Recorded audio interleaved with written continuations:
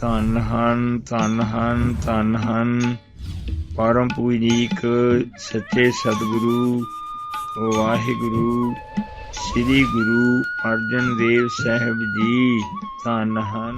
ਸੇਵਾ ਸਾਧ ਨ ਜਾਣਿਆ ਹਰਿ ਰਾਇਆ, ਕਹੋ ਨਾਨਕ ਹਮ ਨੀਚ ਕਰਮਾ, ਸਰਣੇ ਪਰੇ ਕੀ ਆਖੋ ਸਰਮਾ। ਧਰਨੇ ਗਗਨ ਨਵ ਖੰਡ ਮਹੇ, ਜੋਤ ਸਵਰੂਪੀ ਰਹਿਓ ਪਾਰੇ। ਭਾਨੇ ਮਥੁਰਾ ਕਛੁ ਭੇਦ ਨਹੀਂ, ਗੁਰੂ ਅਰਜੁਨ ਪ੍ਰਤੱਖ ਹਾਰੇ। ਧਰਨੇ ਗਗਨ ਨਵ ਖੰਡ ਮਹੇ, ਜੋਤ ਸਵਰੂਪੀ ਰਹਿਓ ਪਾਰੇ। ਭਾਨੇ ਮਥੁਰਾ ਕਛੁ ਭੇਦ ਨਹੀਂ, ਗੁਰੂ ਅਰਜੁਨ ਪ੍ਰਤੱਖ ਹਾਰੇ। ਇਹ ਪਦਤ ਤੇ ਮਤ ਚੁਕਹਿ ਰੇ ਮਨ, ਭੇਦ ਵਿਭੇਦ ਨ ਜਾਣ ਬਿਓ। ਪ੍ਰਤੱਛ ਹਿਰਦੈ ਗੁਰੂ ਅਰਜੁਨ ਕੈ, ਹਰਿ ਪੂਰਨ ਬ੍ਰਹਮ ਨਿਵਾਸ ਲਿਓ। ਪ੍ਰਤੱਛ ਹਿਰਦੈ ਗੁਰੂ ਅਰਜੁਨ ਕੈ, ਹਰਿ ਪੂਰਨ ਬ੍ਰਹਮ ਨਿਵਾਸ ਲਿਓ। ਜਬ ਲਉ ਨਹੀਂ ਭਾਗ ਲਿਲਾਰ ਉਦੈ, ਤਬ ਲਉ ਭ੍ਰਮ ਤੇ ਫਿਰਤੇ ਬਹੁਤ ਆਇਓ। ਕਾਲੇ ਘੋਰ ਸਮੁੰਦਰ ਮੈਂ ਬੂਡਤ ਥੇ, ਕਬਹੂ ਮਿਟਹਿ ਨਹੀਂ ਰੇ ਪਛੁਤਾਇਓ। ਤਤ ਵਿਚਾਰ ਯਹ ਮਥੁਰਾ, ਜਗ ਤਾਰਨ ਕਉ ਅਵਤਾਰ ਬਨਾਇਓ। ਜਪਿਓ ਜਿਨ ਅਰਜੁਨ ਦੇਵ ਗੁਰੂ, ਫਿਰ ਸੰਕਟ ਜੋਨ ਗਰਭ ਨ ਆਇਓ। ਤਤ ਵਿਚਾਰ ਯਹ ਮਥੁਰਾ, ਜਗ ਤਾਰਨ ਕਉ ਅਵਤਾਰ ਬਨਾਇਓ। ਜਪਿਓ ਜਿਨ ਅਰਜੁਨ ਦੇਵ ਗੁਰੂ, ਫਿਰ ਸੰਕਟ ਜੋਨ ਗਰਭ ਨ ਆਇਓ। ਗਿਆਨ ਧਿਆਨ ਕਿਛੁ ਕਰਮ ਨ ਜਾਨਾ, ਨਾਹਿਨ ਨਿਰਮਲ ਕਰਨੀ। ਸਾਧ ਸੰਗਤ ਕੈ ਅੰਚਲ ਲਾਵਹੁ, ਬੇਗਮ ਨਦੀ ਜਾਇ ਤਰਣੀ। ਸਤਿਨਾਮ ਸ੍ਰੀ ਵਾਹਿਗੁਰੂ ਸਾਹਿਬ ਜੀ। ਰਹਿੰਦੇ ਗੁਰੂ ਦਰਿਆਉ ਵਿੱਚ, ਮੀਨ ਕੋ ਲੀਨ ਹੇਤੁ ਨਿਰਬਾਣੀ। ਦਰਸ਼ਨ ਦੇਖੇ ਪਤੰਗ ਜਿਉ, ਜੋਤੀ ਅੰਦਰੇ ਜੋਤ ਸਮਾਣੀ। ਸਬਦੋ ਸੁਰਤੇ ਲਿਵ ਮਿਰਗ ਜਿਉ, ਪੀੜ ਪਈ ਚਿਤ ਅਵਰੁ ਨ ਆਣੀ। ਚਰਨ ਕਵਲ ਮੇਲੇ ਪਵਰ ਜਿਉ, ਸੁਖ ਸੰਪਟ ਵਿੱਚ ਰਹਿਣੀ ਵਿਹਾਣੀ। ਗੁਰੂ ਉਪਦੇਸੁ ਨ ਵਿਸਰੈ, ਬਾਬੀ ਹੈ ਜਿਉ ਆਖ ਵਖਾਣੀ। ਗੁਰਮੁਖਿ ਸੁਖ ਫਾਲੁ ਪਿਰਮ ਰਾਸੁ, ਸਹਜ ਸਮਾਧੇ ਸਾਧ ਸੰਗ ਜਾਣੀ। ਗੁਰ ਅਰਜਨ ਵਿਟਹੁ ਕੁਰਬਾਣੀ, ਗੁਰ ਅਰਜਨ ਵਿਟਹੁ ਕੁਰਬਾਣੀ। ਰਹਿੰਦੇ ਗੁਰੂ ਦਰਿਆਉ ਵਿੱਚ, ਮੀਨ ਕੋ ਲੀਨ ਹੇਤੁ ਨਿਰਬਾਣੀ। ਵਾਹਿਗੁਰੂ ਜੀ ਕਾ ਖਾਲਸਾ, ਵਾਹਿਗੁਰੂ ਜੀ ਕੀ ਫਤਿਹ। ਧੰਨ ਧੰਨ ਕੋਟਿ ਬ੍ਰਹਮੰਡ ਕੋ ਠਾकुर स्वामी सर्व जियां का दातारे पार ब्रह्म परमेश्वर सतगुरु गुरु ग्रंथ ਸਾਹਿਬ ਜੀ ਮਹਾਰਾਜ ਜੀ ਦੀ ਪਾਵਨ ਹਜ਼ੂਰੀ ਅੰਦਰ ਬਿਰਾਜਮਾਨ ਗੁਰੂ ਰੂਪ ਸਾਧ ਸੰਗਤ ਜੀ, ਗੁਰੂ ਖਾਲਸਾ ਜੀ, ਸਤਿਗੁਰੂ ਗੁਰੂ ਗ੍ਰੰਥ ਸਾਹਿਬ ਜੀ ਮਹਾਰਾਜ ਜੀ ਦੀ ਭਾਰੀ ਕਿਰਪਾ ਹੈ ਜੋ ਸਤਿਗੁਰੂ ਸੱਚੇ ਪਾਤਸ਼ਾਹ ਜੀ ਨੇ ਆਪਣੇ ਦਰਸ਼ਨ ਦੀਦਾਰ ਬਖਸ਼ਿਸ਼ ਕਰਕੇ ਸੰਗਤ ਕਰਨ ਦਾ ਅਮੋਲਕ ਸਮਾਂ ਸਾਰਿਆਂ ਨੂੰ ਬਖਸ਼ਿਸ਼ ਕੀਤਾ ਹੈ। ਸਤਿਗੁਰੂ ਗੁਰੂ ਅਰਜਨ ਦੇਵ ਸਾਹਿਬ ਜੀ ਮਹਾਰਾਜ ਜੀ ਦੀ ਮਹਾਨ ਵੈਰਾਗਮਈ ਲਾਸਾਨੀ ਅਦੁੱਤੀ ਸ਼ਹੀਦੀ ਨੂੰ ਯਾਦ ਕਰਨ ਲਈ ਆਪ ਸਭ ਸਤਿਗੁਰਾਂ ਦੇ ਮਿੱਠੇ ਚਰਨ ਕਮਲਾਂ ਵਿੱਚ ਇਕੱਤਰ ਹੋਏ ਹੋ। ਸਤਿਗੁਰੂ ਪੰਜਵੇਂ ਪਾਤਸ਼ਾਹ ਗੁਰੂ ਅਰਜਨ ਦੇਵ ਸਾਹਿਬ ਜੀ ਮਹਾਰਾਜ ਆਪ ਪਾਰ ਬ੍ਰਹਮ ਕੇ ਗੁਰ ਅਵਤਾਰ ਹਨ। ਸੱਚੇ ਅਕਾਲ ਪੁਰਖ ਪਰਮੇਸ਼ਰ ਜੀ ਨੇ ਆਪ ਹੀ ਗੁਰੂ ਅਰਜਨ ਦੇਵ ਸਾਹਿਬ ਜੀ ਮਹਾਰਾਜ ਜੀ ਦਾ ਰੂਪ ਬਣਾਇਆ ਹੈ। ਜਿਵੇਂ ਫਰਮਾਇਆ ਹੈ ਸਤਿਗੁਰੂ ਸੱਚੇ ਪਾਤਸ਼ਾਹ ਜੀ ਨੇ ਵੀ ਆਪ ਜੀ ਪ੍ਰਤਾਖਾਰ ਹਨ, ਕਲਯੁਗ ਜਹਾਜ਼ ਹਨ। ਤਾਂ ਭੱਟਾਂ ਨੇ ਗੁਰਮੁਖ ਭੱਟ ਸੱਚੇ ਪਾਤਸ਼ਾਹ ਜੀ ਦੀ ਸਿਫਤ ਕਰਨ ਲੱਗੇ ਤਾਂ ਆਪ ਜੀ ਨੇ ਕਿਹਾ ਵੀ ਇਹ ਪ੍ਰਤਾਖਾਰੀ ਪਰਮੇਸ਼ਰ ਜੀ ਦੇ ਦਰਸ਼ਨ ਜੋ ਕਰਨੇ ਹਨ ਤਾਂ ਗੁਰੂ ਅਰਜਨ ਦੇਵ ਸਾਹਿਬ ਮਹਾਰਾਜ ਜੀ ਦੇ ਦਰਸ਼ਨ ਪ੍ਰਤਾਖਾਰੀ ਪਰਮੇਸ਼ਰ ਅਕਾਲ ਪੁਰਖ ਜੀ ਦੇ ਦਰਸ਼ਨ ਹਨ। ਇਸ ਤਰੀਕੇ ਦੇ ਨਾਲ ਆਪ ਜੀ ਕਰੋੜਾਂ ਬ੍ਰਹਮੰਡਾਂ ਦੀ ਸ੍ਰਿਸ਼ਟੀ ਨੂੰ ਤਾਰਨ ਵਾਸਤੇ ਆਪ ਜੀ ਨੇ ਅਵਤਾਰ ਧਾਰਿਆ ਹੈ। ਜਿਵੇਂ ਗੁਰੂ ਰਾਮਦਾਸ ਸਾਹਿਬ ਜੀ ਮਹਾਰਾਜ ਜੀ ਨੇ ਆਪਣੀ ਸੱਚੀ ਜੋਤ ਗੁਰੂ ਅਰਜਨ ਦੇਵ ਸਾਹਿਬ ਜੀ ਮਹਾਰਾਜ 'ਚ ਟਿਕਾਤੀ ਤਾਂ ਕਿ ਸਾਰੇ ਸੰਸਾਰ ਦਾ ਕਲਿਆਣ ਹੋ ਸਕੇ। ਅਵਤਾਰ ਤੋਂ ਲੈ ਕੇ ਹੀ ਆਪ ਜੀ ਸਦਾ ਹੀ ਵੱਡੇ ਸਤਿਗੁਰਾਂ ਦੀਆਂ ਖੁਸ਼ੀਆਂ ਲੈਂਦੇ ਰਹੇ। ਅਵਤਾਰ ਤੋਂ ਲੈ ਕੇ ਹੀ ਆਪ ਜੀ ਸਦਾ ਬ੍ਰਹਮ ਅਕਾਲ ਪੁਰਖ ਜੀ 'ਚ ਲੀਨ ਰਹੇ। ਤਾਂ ਗੁਰੂ ਅਮਰਦਾਸ ਸਾਹਿਬ ਜੀ ਮਹਾਰਾਜ ਜੀ ਨੇ ਪਹਿਲਾਂ ਹੀ ਵਰ ਰੂਪ ਆਪ ਜੀ ਨੂੰ ਬਖਸ਼ਿਸ਼ ਬਚਨ ਕੀਤੇ ਵੀ ਦੋਹਿਤਾ ਬਾਣੀ ਕਾ ਬੋਹਿਥਾ, ਜਿਹਦਾ ਅਰਥ ਸੀ ਬਈ ਆਪ ਜੀ ਦੋਹਤੇ ਜੋ ਹਨ ਸ੍ਰੀ ਗੁਰੂ ਅਰਜਨ ਦੇਵ ਸਾਹਿਬ ਜੀ ਮਹਾਰਾਜ ਗੁਰੂ ਅਮਰਦਾਸ ਸਾਹਿਬ ਜੀ ਦੇ ਦੋਹਤੇ ਲੱਗਦੇ ਸਨ। ਕਿਉਂਕਿ ਮਾਤਾ ਧੰਨ ਧੰਨ, ਪਿਤਾ ਧੰਨ ਧੰਨ ਸੋ ਕੁਲ, ਧੰਨ ਧੰਨ ਸੋ ਜਨਨੀ ਜਿਨ ਗੁਰੂ ਜਨਿਆ ਮਾਏ। ਤਾਂ ਮਾਤਾ ਭਾਨੀ ਜੀ, ਪਿਤਾ ਸਤਿਗੁਰੂ ਗੁਰੂ ਰਾਮਦਾਸ ਸਾਹਿਬ ਜੀ ਕੇ ਘਰ ਆਪ ਜੀ ਨੇ ਅਵਤਾਰ ਧਾਰਿਆ ਸੀ। ਉਹ ਮਾਤਾ ਭਾਨੀ ਜੀ ਸਤਿਗੁਰੂ ਗੁਰੂ ਅਮਰਦਾਸ ਸਾਹਿਬ ਜੀ ਮਹਾਰਾਜ ਜੀ ਦੀ ਪ੍ਰੇਮਾ ਭਗਤੀ ਦੇ ਅਵਤਾਰ ਲਾਇਕ ਸਪੁੱਤਰੀ ਸਨ। ਤਾਂ ਆਪ ਜੀ ਨੇ ਸਤਿਗੁਰਾਂ ਦੀ ਅਨੇਕਾਂ ਤਰ੍ਹਾਂ ਨਾਲ ਖੁਸ਼ੀ ਲਈ ਸੇਵਾ ਕੀਤੀ, ਬਹੁਤ ਜ਼ਿਆਦਾ ਸੇਵਾ ਕੀਤੀ ਗੁਰੂ ਅਮਰਦਾਸ ਸਾਹਿਬ ਜੀ ਦੀ। ਤਾਂ ਸੇਵਾ ਤੋਂ ਪ੍ਰਸੰਨ ਹੋ ਕੇ ਆਪ ਜੀ ਨੇ ਵਰ ਦਿੱਤਾ ਵੀ ਜਿਹੜੀ ਗੁਰਤਾ ਗੱਦੀ ਹੈ ਇਹ ਹੁਣ ਸੋਢੀ ਕੁਲ ਵਿੱਚ ਹੀ ਰਹੇਗੀ। ਤਾਂ ਐਸਾ ਆਪ ਜੀ ਨੇ ਜਦੋਂ ਵਰ ਮੰਗਿਆ ਆਪ ਜੀ ਨੇ ਬਖਸ਼ਿਸ਼ ਕੀਤੀ, ਨਾਲ ਹੀ ਬਚਨ ਕੀਤੇ ਦੋਹਿਤਾ ਬਾਣੀ ਕਾ ਬੋਹਿਤਾ, ਜਿਹਦਾ ਅਰਥ ਸੀ ਵੀ ਦੋਹਤੇ ਗੁਰੂ ਅਰਜਨ ਦੇਵ ਸਾਹਿਬ ਜੀ ਮਹਾਰਾਜ ਬਾਣੀ ਕਾ ਬੋਹਿਤਾ ਜਹਾਜ਼, ਬੋਹਿਤਾ ਨਾਮ ਜਹਾਜ਼ ਦਾ ਹੈ ਵੀ ਜਹਾਜ਼ ਤਿਆਰ ਕਰਨਗੇ ਜਿਹਦੇ 'ਤੇ ਚੜ੍ਹ ਕੇ ਅਨੇਕਾਂ ਹੀ ਸਾਲਾਂ ਤੱਕ ਰਹਿੰਦੀ ਸ੍ਰਿਸ਼ਟੀ ਤਾਈਂ, ਜਦੋਂ ਤੱਕ ਸ੍ਰਿਸ਼ਟੀ ਰਹੂਗੀ ਸਾਰੀ ਸ੍ਰਿਸ਼ਟੀ ਗੁਰੂ ਸਾਹਿਬ ਗੁਰੂ ਗ੍ਰੰਥ ਸਾਹਿਬ ਰੂਪੀ ਜਹਾਜ਼ 'ਤੇ ਚੜ੍ਹ ਕੇ ਪਾਰ ਹੁੰਦੀ ਜਾਊਗੀ। ਜਾਂ ਗੁਰੂ ਅਰਜਨ ਦੇਵ ਸਾਹਿਬ ਜੀ ਮਹਾਰਾਜ ਆਪ ਹੀ ਜਹਾਜ਼ ਦੀ ਨਿਆਈ ਹਨ। ਦੋਹਿਤਾ ਬਾਣੀ ਕਾ ਬੋਹਿਤਾ, ਬਾਣੀ ਦੇ ਜਹਾਜ਼ ਪ੍ਰਗਟ ਕੀਤੇ, ਪਰ ਆਪ ਵੀ ਸੱਚੇ ਪਾਤਸ਼ਾਹ ਜੀ ਨੇ ਮਹਾਨ ਸ਼ਹਾਦਤ ਦੇ ਕੇ ਜਿੱਥੇ ਸ੍ਰੀ ਹਰਿਮੰਦਰ ਸਾਹਿਬ ਕਲਯੁਗ ਦੇ ਜੀਵਾਂ ਲਈ ਜਹਾਜ਼ ਤਿਆਰ ਕੀਤੇ। ਸ੍ਰੀ ਹਰਿਮੰਦਰ ਸਾਹਿਬ ਜਾ ਕੇ ਦੂਰੋਂ ਦੂਰੋਂ ਸੰਗਤਾਂ ਮਨ ਦੀ ਸ਼ਾਂਤੀ ਤ੍ਰਿਪਤੀ ਸੱਚੇ ਪਾਤਸ਼ਾਹ ਜੀ ਕੋਲ ਠੰਡ ਹਾਸਲ ਕਰਦੀਆਂ ਹਨ, ਦਰਸ਼ਨ ਕਰਕੇ ਨਿਹਾਲ ਹੁੰਦੀਆਂ ਹਨ, ਅੰਮ੍ਰਿਤ ਸਰੋਵਰ ਦੇ ਵਿੱਚ ਇਸ਼ਨਾਨ ਕਰਕੇ ਨਿਹਾਲ ਹੁੰਦੀਆਂ ਹਨ। ਤਾਂ ਗੁਰੂ ਅਰਜਨ ਦੇਵ ਸਾਹਿਬ ਜੀ ਮਹਾਰਾਜ ਜੀ ਨੇ ਅਵਤਾਰ ਤੋਂ ਹੀ ਬੜੀ ਭਾਰੀ ਬਖਸ਼ਿਸ਼ ਗੁਰੂ ਅਮਰਦਾਸ ਸਾਹਿਬ ਜੀ ਤੋਂ ਵੱਡੇ ਸਤਿਗੁਰਾਂ ਤੋਂ ਪ੍ਰਾਪਤ ਕੀਤੀ। ਜਦੋਂ ਆਪ ਜੀ ਗੁਰਤਾ ਗੱਦੀ 'ਤੇ ਬਿਰਾਜਮਾਨ ਹੋਏ, ਗੁਰੂ ਰਾਮਦਾਸ ਜੀ ਨੇ ਆਪ ਜੀ ਨੂੰ ਬਖਸ਼ਿਸ਼ ਕੀਤੀ ਤਾਂ ਆਪ ਜੀ ਗੁਰਤਾ ਗੱਦੀ 'ਤੇ ਬਿਰਾਜਮਾਨ ਹੁੰਦੇ ਹੀ ਪਹਿਲੇ ਸਤਿਗੁਰਾਂ ਦੇ ਬਚਨ ਅਨੁਸਾਰ ਸ੍ਰੀ ਹਰਿਮੰਦਰ ਸਾਹਿਬ ਤਿਆਰ ਕਰਵਾਏ ਜਗਤ ਦੇ ਕਲਿਆਣ ਲਈ। ਸ੍ਰੀ ਹਰਿਮੰਦਰ ਸਾਹਿਬ ਤਿਆਰ ਕਰਵਾਏ, ਸ੍ਰੀ ਤਰਨਤਾਰਨ ਸਾਹਿਬ ਤਿਆਰ ਕਰਵਾਏ। ਵੱਡੇ ਵੱਡੇ ਸਰੋਵਰ ਜਿੱਥੇ ਰਾਮਸਰ ਸਰੋਵਰ ਆਪ ਜੀ ਨੇ ਸੇਵਾ ਕਰਵਾਈ, ਸੰਤੋਖਸਰ ਸਰੋਵਰ ਦੀ ਆਪ ਜੀ ਨੇ ਸਾਰੀ ਸੇਵਾ ਕਰਾਈ। ਜੋ ਗੁਰੂ ਰਾਮਦਾਸ ਜੀ ਨੇ ਗੁਰੂ ਅਮਰਦਾਸ ਸਾਹਿਬ ਜੀ ਦੇ ਬਚਨਾਂ ਦੇ ਨਾਲ ਸੇਵਾ ਆਰੰਭ ਕੀਤੀ ਸੀ। ਗੁਰੂ ਅਮਰਦਾਸ ਸਾਹਿਬ ਜੀ ਤੋਂ ਆਗਿਆ ਲੈ ਕੇ ਗੁਰੂ ਅਮਰਦਾਸ ਸਾਹਿਬ ਜੀ ਨੇ ਗੁਰੂ ਰਾਮਦਾਸ ਜੀ ਨੂੰ ਕਿਹਾ ਸੀ ਵੀ ਜਾਓ ਹੁਣ ਅੰਮ੍ਰਿਤ ਸਰੋਵਰ ਪ੍ਰਗਟ ਕਰੋ। ਤਾਂ ਗੁਰੂ ਰਾਮਦਾਸ ਜੀ ਨੇ ਅੰਮ੍ਰਿਤ ਸਰੋਵਰ ਪ੍ਰਗਟ ਕੀਤੇ, ਪਰ ਸੇਵਾ ਸਾਰੀ ਸੰਪੂਰਨ ਗੁਰੂ ਅਰਜਨ ਦੇਵ ਸਾਹਿਬ ਜੀ ਨੇ ਕਰਵਾਈ। ਇਸੇ ਤਰ੍ਹਾਂ ਹੀ ਸੰਤੋਖਸਰ ਸਾਹਿਬ ਵਿਖੇ ਵੀ ਆਪ ਜੀ ਨੇ ਗੁਰੂ ਰਾਮਦਾਸ ਸਾਹਿਬ ਜੀ ਨੇ ਸਰੋਵਰ ਪ੍ਰਗਟ ਕੀਤੇ। ਉਸ ਤੋਂ ਬਾਅਦ ਗੁਰੂ ਅਰਜਨ ਦੇਵ ਸਾਹਿਬ ਜੀ ਨੂੰ ਸੰਤੋਖਾ ਰੇਖੀ ਆ ਕੇ ਮਿਲਦਾ ਹੈ ਤਾਂ ਸੰਤੋਖਸਰ ਦੀ ਸਾਰੀ ਸੇਵਾ ਗੁਰੂ ਅਰਜਨ ਦੇਵ ਸਾਹਿਬ ਜੀ ਮਹਾਰਾਜ ਕਰਵਾਉਂਦੇ ਨੇ।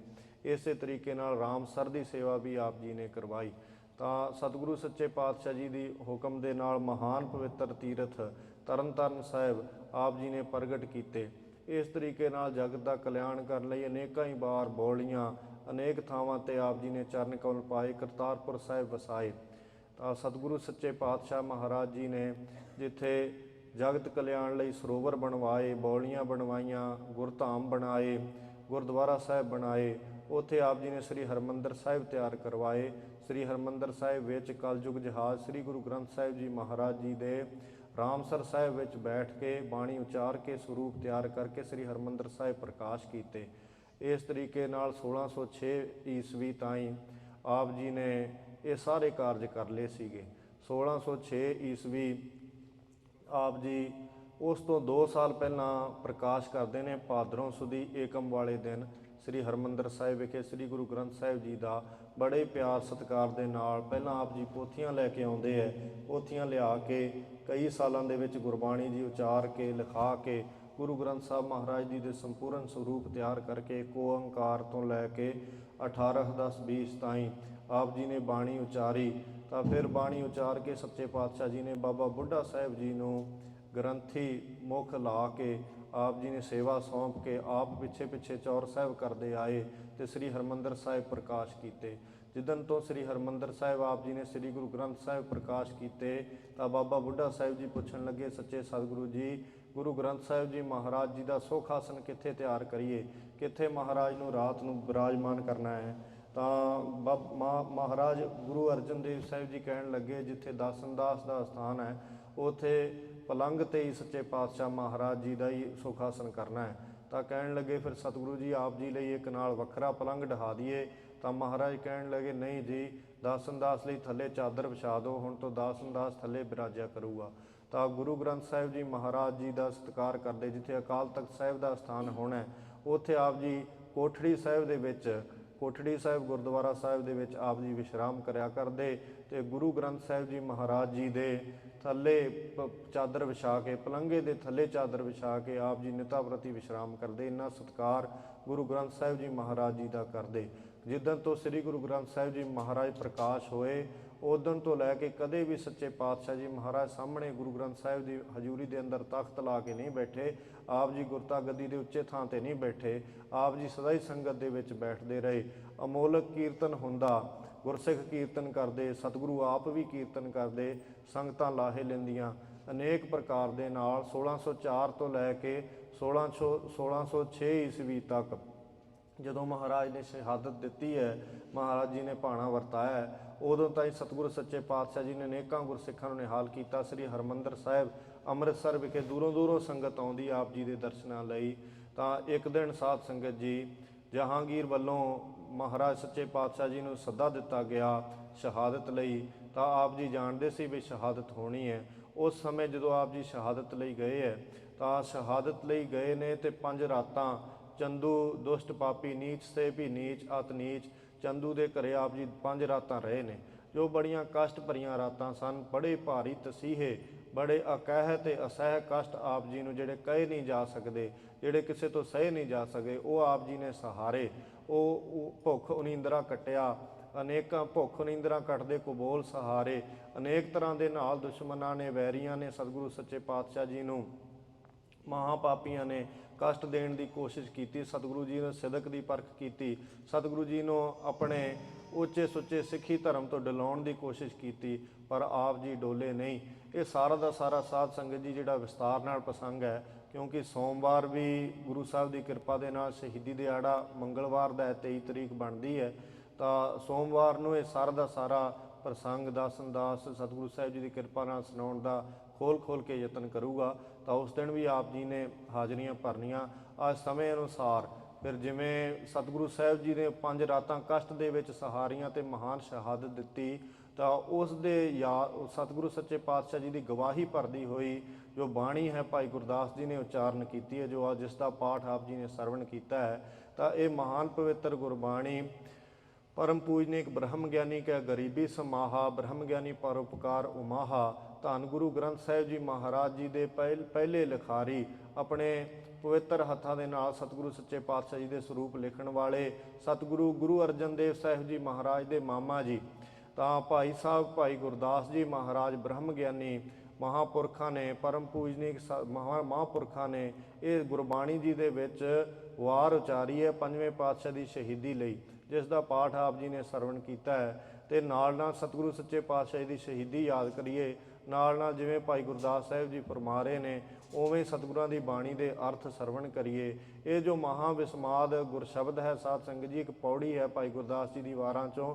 ਇਹ ਪੌੜੀ ਦਾ ਪਾਠ ਆਪਾਂ ਸਾਰਿਆਂ ਨੂੰ ਕੰਠ ਕਰ ਲੈਣਾ ਚਾਹੀਦਾ। ਸਾਰੀ ਪੌੜੀ ਦਾ ਪਾਠ ਨਿਤਾ ਪ੍ਰਤੀ ਕਰਾਂਗੇ ਤਾਂ ਕੰਠ ਹੋ ਜਾਊਗਾ।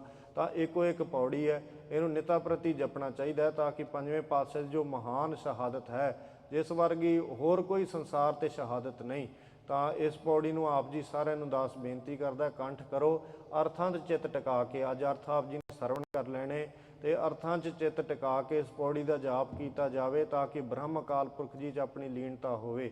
ਤਾਂ ਇਸ ਤਰੀਕੇ ਨਾਲ ਭਗਤ ਜਸਵੰਤ ਸਿੰਘ ਜੀ ਭਗਤ ਜੀ ਸਾਰਿਆਂ ਨੂੰ ਬੇਨਤੀ ਕਰਦੇ ਆ ਵੀ ਇਸ ਪੌੜੀ ਦਾ ਜਾਪ ਕਰਨ ਦੇ ਨਾਲ, ਇਸ ਪੌੜੀ ਦਾ ਅਰਥਾਂ ਸਹਿਤ ਜਾਪ ਕਰਨ ਦੇ ਨਾਲ, ਇਸ ਪੌੜੀ ਨੂੰ ਕੰਠ ਕਰਕੇ ਸਦਾ ਜਪਣੇ ਦੇ ਨਾਲ ਬ੍ਰਹਮ ਅਕਾਲ ਪੁਰਖ ਜੀ 'ਚ ਲੀਨਤਾ ਹੁੰਦੀ ਹੈ। ਕਿਉਂਕਿ ਮਹਾਰਾਜ ਸਾਹਿਬ ਜੀ ਦੀ ਜੋ ਅਦੁੱਤੀ ਸ਼ਹਾਦਤ ਹੈ ਉਹਨੂੰ ਸਾਰਾ ਬਿਆਨ ਕੀਤਾ ਹੈ ਭਾਈ ਗੁਰਦਾਸ ਜੀ ਨੇ ਇਸ ਦੇ ਵਿੱਚ, ਇਹ ਪੌੜੀ ਦੇ ਵਿੱਚ। ਤਾਂ ਆਪ ਜੀ ਸਾਰੇ ਸਾਧ ਸੰਗਤ ਜੀ ਇਹ ਪਾਠ ਪੌੜੀ ਦਾ ਸਰਵਣ ਕਰੋ। ਤਾਂ ਨਾਲ ਹੀ ਜਿਵੇਂ ਸੱਚੇ ਪਾਤਸ਼ਾਹ ਕਿਰਪਾ ਕਰਦੇ ਨੇ ਅਰਥ ਆਰੰਭ ਕਰੀਏ। ਸਾਰੇ ਪਿਆਰ ਨਾਲ ਆਖੋ ਧੰਨ ਗੁਰੂ ਅਰਜਨ ਦੇਵ ਸਾਹਿਬ ਜੀ, ਧੰਨ ਗੁਰੂ ਅਰਜਨ ਦੇਵ ਸਾਹਿਬ ਜੀ, ਧੰਨ ਗੁਰੂ ਅਰਜਨ ਦੇਵ ਸਾਹਿਬ ਜੀ। ਰਹਿੰਦੇ ਗੁਰ ਦਰਿਆਉ ਵਿੱਚ, ਮੀਨ ਕੁਲੀਨ ਹੇਤੁ ਨਿਰਬਾਣੀ। ਜਦੋਂ ਸਤਿਗੁਰੂ ਸੱਚੇ ਪਾਤਸ਼ਾਹ ਜੀ ਨੂੰ ਤਸੀਹੇ ਦਿੱਤੇ ਗਏ ਤਾਂ ਚੰਦੂ ਕਹਿਣ ਲੱਗਿਆ ਕਾਰਨ ਕੀ ਸੀ ਸ਼ਹਾਦਤ ਦਾ। ਸਤਿਗੁਰੂ ਸੱਚੇ ਪਾਤਸ਼ਾਹ ਜੀ ਨੂੰ ਕਹਿੰਦੇ ਸੀ ਵੀ ਸ੍ਰੀ ਗੁਰੂ ਗ੍ਰੰਥ ਸਾਹਿਬ ਜੀ ਦੀ ਜੋ ਆਪ ਜੀ ਨੇ ਅਮੋਲਕ ਰਚਨਾ ਕੀਤੀ ਹੈ, ਗੁਰੂ ਗ੍ਰੰਥ ਸਾਹਿਬ ਜੀ ਦੇ ਸਰੂਪ ਤਿਆਰ ਕੀਤੇ ਨੇ, ਇਹਦੇ ਵਿੱਚ ਜਹਾਂਗੀਰ ਕਹਿੰਦਾ ਵੀ ਮੇਰੀ ਵਡਿਆਈ ਲਿਖੀ ਜਾਵੇ, ਲਿਖਿਆ ਜਾਵੇ ਵੀ ਜਹਾਂਗੀਰ ਮੌਕੇ ਦਾ ਬਾਦਸ਼ਾਹ ਹੈ, ਤੇ ਮੇਰੀ ਵਡਿਆਈ ਲਿਖੋ ਵੀ ਬੜਾ ਨਿਆਂਕਾਰੀ ਬਾਦਸ਼ਾਹ ਹੈ। ਨਾਲ ਇਹ ਵੀ ਲਿਖੋ ਵੀ ਜੋ ਗੁਰੂ ਮੁਹੰਮਦ ਸਾਹਿਬ ਨੇ ਉਹ ਸਭ ਤੋਂ ਵੱਡੇ ਪੈਗੰਬਰ ਨੇ, ਤੇ ਸਾਰੀ ਉਮਤ ਨੂੰ ਮੁਹੰਮਦ ਸਾਹਿਬ ਨੂੰ ਪੂਜਣਾ ਚਾਹੀਦਾ। ਤਾਂ ਗੁਰੂ ਅਰਜਨ ਦੇਵ ਸਾਹਿਬ ਜੀ ਮਹਾਰਾਜ ਨੇ ਇਸ ਤੋਂ ਇਨਕਾਰ ਕੀਤਾ ਸਾਧ ਸੰਗਤ ਜੀ। ਤਾਂ ਮਹਾਰਾਜ ਕਹਿਣ ਲੱਗੇ ਵੀ ਇਹ ਧੁਰਾਂ ਦੇ ਅਕਾਲੀ ਧੁਰ ਕੀ ਬਾਣੀ ਆਈ, ਜਿਨ ਤਿਨ ਸਗਲੀ ਚਿੰਤ ਮਿਟਾਈ। ਤਾਂ ਇਹ ਤਾਂ ਸਾਰਿਆਂ ਦੀ ਚਿੰਤਾ ਮਿਟਾਉਣ ਵਾਸਤੇ ਧੁਰੋਂ ਅਕਾਲ ਪੁਰਖ ਜੀ ਦੀ ਗੁਰਬਾਣੀ ਹੈ, ਇਹਦੇ ਵਿੱਚ ਲਗ ਮਾਤਰ ਦੀ ਵੀ ਤਬਦੀਲੀ ਨਹੀਂ ਕੀਤੀ ਜਾ ਸਕਦੀ।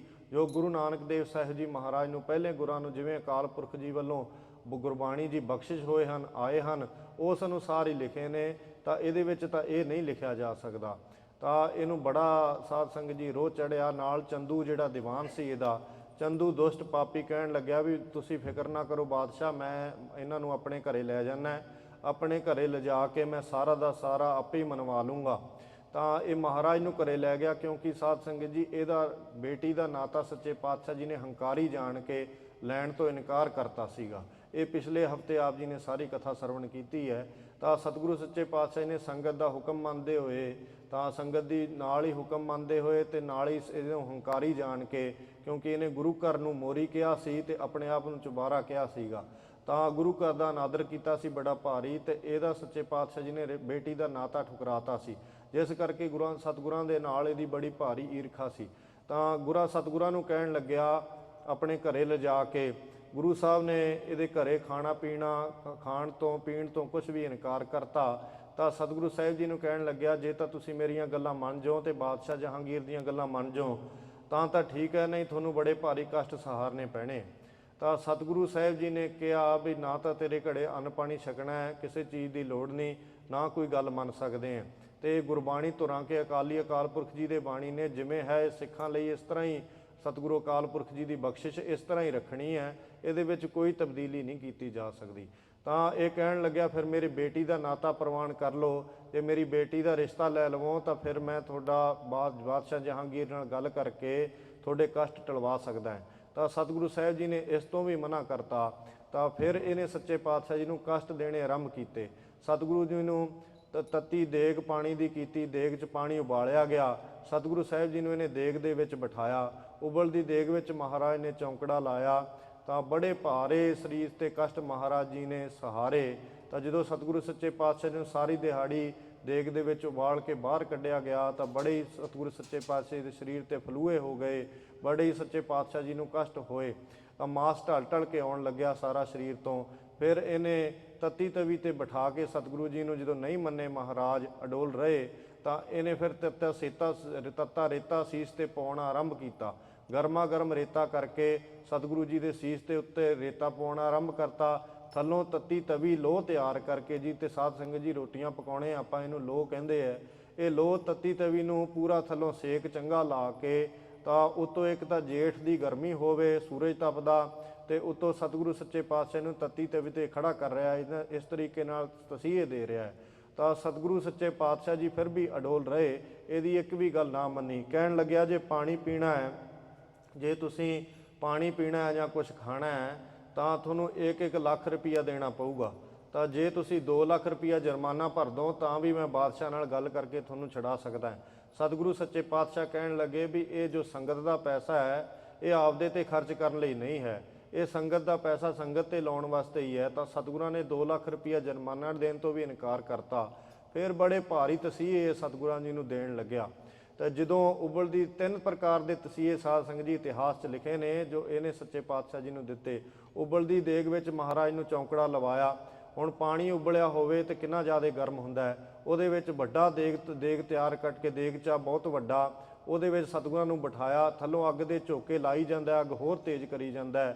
ਤੇ ਦੂਸਰੀ ਵਾਰੀ ਫਿਰ ਇਹਨੇ ਤੱਤੀ ਤਵੀ ਤਿਆਰ ਕੀਤੀ। ਤੱਤੀ ਤਵੀ ਤੇ ਮਹਾਰਾਜ ਜੀ ਨੂੰ ਖੜਾ ਕੀਤਾ, ਮਹਾਰਾਜ ਦਾ ਚੌਂਕੜਾ ਤੱਤੀ ਤਵੀ ਤੇ ਲਵਾਇਆ। ਸਾਰਾ ਸੱਚੇ ਪਾਤਸ਼ਾਹ ਦਾ ਪੈਰਾਂ ਦਾ ਮਾਸ ਗਲ ਗਲ ਕੇ ਢਲ ਗਿਆ, ਹੱਡ ਸੱਚੇ ਪਾਤਸ਼ਾਹ ਜੀ ਦੇ ਦੇਖਣ ਲੱਗ ਗਏ ਨੇ। ਤਾਂ ਇਸ ਤਰੀਕੇ ਦੇ ਨਾਲ ਉੱਤੋਂ ਜਿਹੜਾ ਫਿਰ ਤੱਤਾ ਬਲਦਾ ਰੇਤਾ ਸੀਸ 'ਚ ਪਾਉਣ ਲੱਗਿਆ। ਤਾਂ ਬੜੇ ਭਾਰੀ ਕਸ਼ਟ ਜਦੋਂ ਸੱਚੇ ਪਾਤਸ਼ਾਹ ਜੀ ਨੂੰ ਦਿੱਤੇ, ਤਾਂ ਵੀ ਸੱਚੇ ਪਾਤਸ਼ਾਹ ਅਡੋਲ ਰਹੇ। ਇਹ ਜੋ ਅਡੋਲ ਅਵਸਥਾ ਰਹੀ ਸੱਚੇ ਪਾਤਸ਼ਾਹ ਜੀ, ਇਹਨੂੰ ਬਿਆਨ ਕਰਦੇ ਭਾਈ ਗੁਰਦਾਸ ਜੀ ਫਰਮਾਉਂਦੇ ਹਨ, ਸੁਣੋ ਜੀ। ਰਹਿੰਦੇ ਗੁਰ ਦਰਿਆਉ ਵਿੱਚ, ਮੀਨ ਕੁਲੀਨ ਹੇਤੁ ਨਿਰਬਾਣੀ। ਜਿਵੇਂ ਵੱਡਾ ਦਰਿਆ ਹੁੰਦਾ ਹੈ, ਵੱਡੇ ਦਰਿਆ ਦੇ ਵਿੱਚ ਮੀਨ ਕੀ ਹੈ? ਮਗਰਮੱਛ। ਮਗਰਮੱਛ ਨਿਰਵਾਣ ਹੋ ਕੇ, ਦੁੱਖਾਂ ਤੋਂ ਰਹਿਤ ਹੋ ਕੇ ਰਹਿੰਦੇ ਨੇ, ਜਿੱਧਰ ਮਰਜ਼ੀ ਚਾਹੁਣ ਸੁਤੰਤਰ ਵਿਚਰਦੇ ਨੇ, ਖੱਬੇ ਸੱਜੇ ਜਿੱਧਰ ਮਰਜ਼ੀ ਜਾਣ। ਤਾਂ ਇਸ ਪ੍ਰਕਾਰ ਦੇ ਨਾਲ ਰਹਿੰਦੇ ਗੁਰ ਨਾਮ ਹੈ ਵੱਡੇ ਦਾ, ਗੁਰ ਵੱਡੇ ਦਰਿਆਓ ਦੇ ਵਿੱਚ ਰਹਿੰਦੇ, ਗੁਰ ਦਰਿਆਓ ਵਿੱਚ, ਵੱਡੇ ਦਰਿਆ ਦੇ ਵਿੱਚ ਜਿਵੇਂ ਮੀਨ ਮੱਛ ਜਿਹੜੇ ਹੁੰਦੇ ਨੇ ਉਹ ਨਿਰਬਾਣੀ ਹੋ ਕੇ ਰਹਿੰਦੇ ਨੇ। ਹੇਤ ਪ੍ਰੇਮ ਦੇ ਨਾਲ ਨਿਰਬਾਣ ਰਹਿੰਦੇ ਨੇ, ਭਾਵ ਕਿਸੇ ਪ੍ਰਕਾਰ ਦਾ ਕਸ਼ਟ ਉਹਨਾਂ ਨੂੰ ਨਹੀਂ ਹੁੰਦਾ। ਨਿਰਬਾਣ ਦੁੱਖਾਂ ਤੋਂ ਰਹਿਤ ਹੋ ਕੇ ਰਹਿੰਦੇ ਨੇ। ਬਾਣ ਨਾਮ ਦੁੱਖਾਂ ਦਾ, ਨਿਰਰਹਿਤ ਦੁੱਖਾਂ ਤੋਂ ਰਹਿਤ ਹੋ ਕੇ। ਇਸ ਤਰੀਕੇ ਦੇ ਨਾਲ ਹੀ ਉਦਾਹਰਣ ਦੇ ਕੇ ਸਤਿਗੁਰੂ ਸੱਚੇ ਪਾਤਸ਼ਾਹ ਜੀ ਦੀ ਅਵਸਥਾ ਦੱਸਦੇ ਨੇ ਵੀ ਜਿਵੇਂ ਦਰਿਆ ਦੇ ਵਿੱਚ ਮੱਛ ਰਹਿੰਦੇ ਨੇ ਨਿਰਵਾਣ ਦੁੱਖਾਂ ਤੋਂ ਰਹਿਤ ਹੋ ਕੇ, ਉਸੇ ਤਰੀਕੇ ਦੇ ਨਾਲ ਗੁਰੂ ਅਰਜਨ ਦੇਵ ਸਾਹਿਬ ਜੀ ਮਹਾਰਾਜ ਵੱਡੇ ਦਰਿਆ ਕੌਣ ਨੇ? ਅਕਾਲ ਪੁਰਖ ਪਰਮੇਸ਼ਰ ਬ੍ਰਹਮ, ਜੋ ਸਭ ਥਾਂ ਵਿਆਪਕ ਨੇ। ਉਸ ਅਕਾਲ ਪੁਰਖ ਪਰਮੇਸ਼ਰ ਜੀ ਦੇ ਵਿੱਚ ਕੁਲੀਨ ਉੱਚੀ ਜਾਤ ਦੇ ਸੋਢ ਵੰਸ਼ ਜੋ ਸੱਚੇ ਪਾਤਸ਼ਾਹ ਜੀ ਮਹਾਰਾਜ ਦੀ ਹੈ, ਜਿਹਨੂੰ ਕਿਹਾ ਧੰਨ ਧੰਨ ਪਿਤਾ, ਧੰਨ ਧੰਨ ਕੁਲ, ਧੰਨ ਧੰਨ ਸੋ ਜਨਨੀ ਜਿਨ ਗੁਰੂ ਜਨਿਆ ਮਾਏ। ਤਾਂ ਧੰਨ ਕੁਲ ਸੋਢ ਵੰਸ਼ ਗੁਰਤਾ ਗੱਦੀ ਪ੍ਰਾਪਤ ਰੂਪ ਸੋਢ ਵੰਸ਼ ਕੁਲ ਧੰਨ ਹੈ, ਜਿਨ੍ਹਾਂ ਦੇ ਵਿੱਚ ਸਤਿਗੁਰੂ ਸੱਚੇ ਪਾਤਸ਼ਾਹ ਮਹਾਰਾਜ ਪ੍ਰਗਟ ਹੋਏ। ਤਾਂ ਮਹਾਰਾਜ ਗੁਰੂ ਰਾਮਦਾਸ ਜੀ ਦੀ ਅਕਾਲ ਪੁਰਖ ਦੀ ਸਦਾ ਨਿਰਗੁਣ ਸਰੂਪ ਦੇ ਵਿੱਚ ਬ੍ਰਹਮ ਦੇ ਵਿੱਚ ਲੀਨਤਾ ਹੈ। ਐਸੀ ਕੁਲ ਜਿਨ੍ਹਾਂ ਦੇ ਵਿੱਚ ਸਤਿਗੁਰੂ ਗੁਰੂ ਰਾਮਦਾਸ ਸਾਹਿਬ ਜੀ ਮਹਾਰਾਜ ਜੀ ਦੀ ਉਸ ਉੱਚੀ ਕੁਲ ਦੇ ਵਿੱਚ ਮੱਛ ਰੂਪ, ਮੀਨ ਰੂਪ ਗੁਰੂ ਅਰਜਨ ਦੇਵ ਸਾਹਿਬ ਜੀ ਮਹਾਰਾਜ ਬ੍ਰਹਮ ਦੇ ਵਿੱਚ, ਜੋ ਬ੍ਰਹਮ ਅਕਾਲ ਪੁਰਖ ਨਿਰਗੁਣ ਸਰੂਪ ਹੈ, ਵੱਡਾ ਦਰਿਆ ਹੈ, ਉਸ ਵੱਡੇ ਦਰਿਆ ਨਿਰਗੁਣ ਬ੍ਰਹਮ ਸਰੂਪ ਦੇ ਵਿੱਚ ਪ੍ਰੇਮ ਦੇ ਨਾਲ ਹੇਤ ਰਹਿੰਦੇ ਗੁਰ ਦਰਿਆਓ ਵਿੱਚ, ਮੀਨ ਕੁਲੀਨ ਹੇਤ ਨਿਰਬਾਣੀ। ਪ੍ਰੇਮ ਦੇ ਨਾਲ ਲੀਨ ਨਿਰਵਾਣ ਦੁੱਖਾਂ ਤੋਂ ਰਹਿਤ ਹੋ ਕੇ ਅਕਾਲ ਪੁਰਖ ਪਰਮੇਸ਼ਰ ਜੀ ਰਹੇ ਗੁਰੂ ਅਰਜਨ ਦੇਵ ਸਾਹਿਬ ਜੀ ਮਹਾਰਾਜ।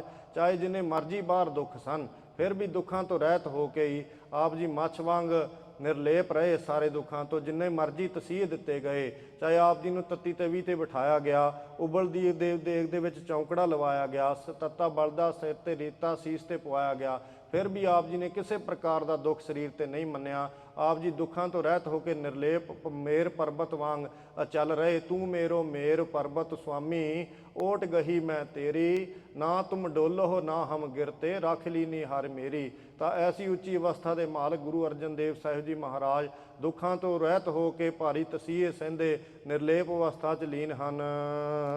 ਦਰਸ਼ਨ ਦੇਖੇ ਪਤੰਗ ਜਿਉ, ਜੋਤੀ ਅੰਦਰ ਜੋਤਿ ਸਮਾਣੀ। ਦੂਜਾ ਉਦਾਹਰਨ ਦਿੰਦੇ ਨੇ ਸਾਧ ਸੰਗਤ ਜੀ, ਜਿਵੇਂ ਪਤੰਗਾ ਹੁੰਦਾ ਹੈ, ਉਹ ਸਮਾਂ ਨੂੰ ਦੇਖ ਕੇ, ਲਾਈਟ ਨੂੰ ਦੇਖ ਕੇ ਪਤੰਗਾ ਝਟਪਟ ਲਾਈਟ ਤੇ ਆਪਣਾ ਆਪ ਵਾਰ ਦਿੰਦਾ, ਲਾਈਟ ਦੇ ਵਿੱਚ ਡਿੱਗ ਪੈਂਦਾ। ਜਿਵੇਂ ਆਪ ਜੀ ਨੇ ਦੇਖਿਆ ਹੋਣਾ ਹੈ, ਬਲਬ ਜਦੋਂ ਜਗਦਾ ਹੈ, ਬਾਹਰ ਲਾਈਟ ਜਗਦੀ ਹੈ, ਤਾਂ ਉਹਦੇ ਨੇੜੇ ਕਿੰਨੇ ਹੀ ਛੋਟੇ ਛੋਟੇ ਜੀਵ ਆ ਜਾਂਦੇ ਆ।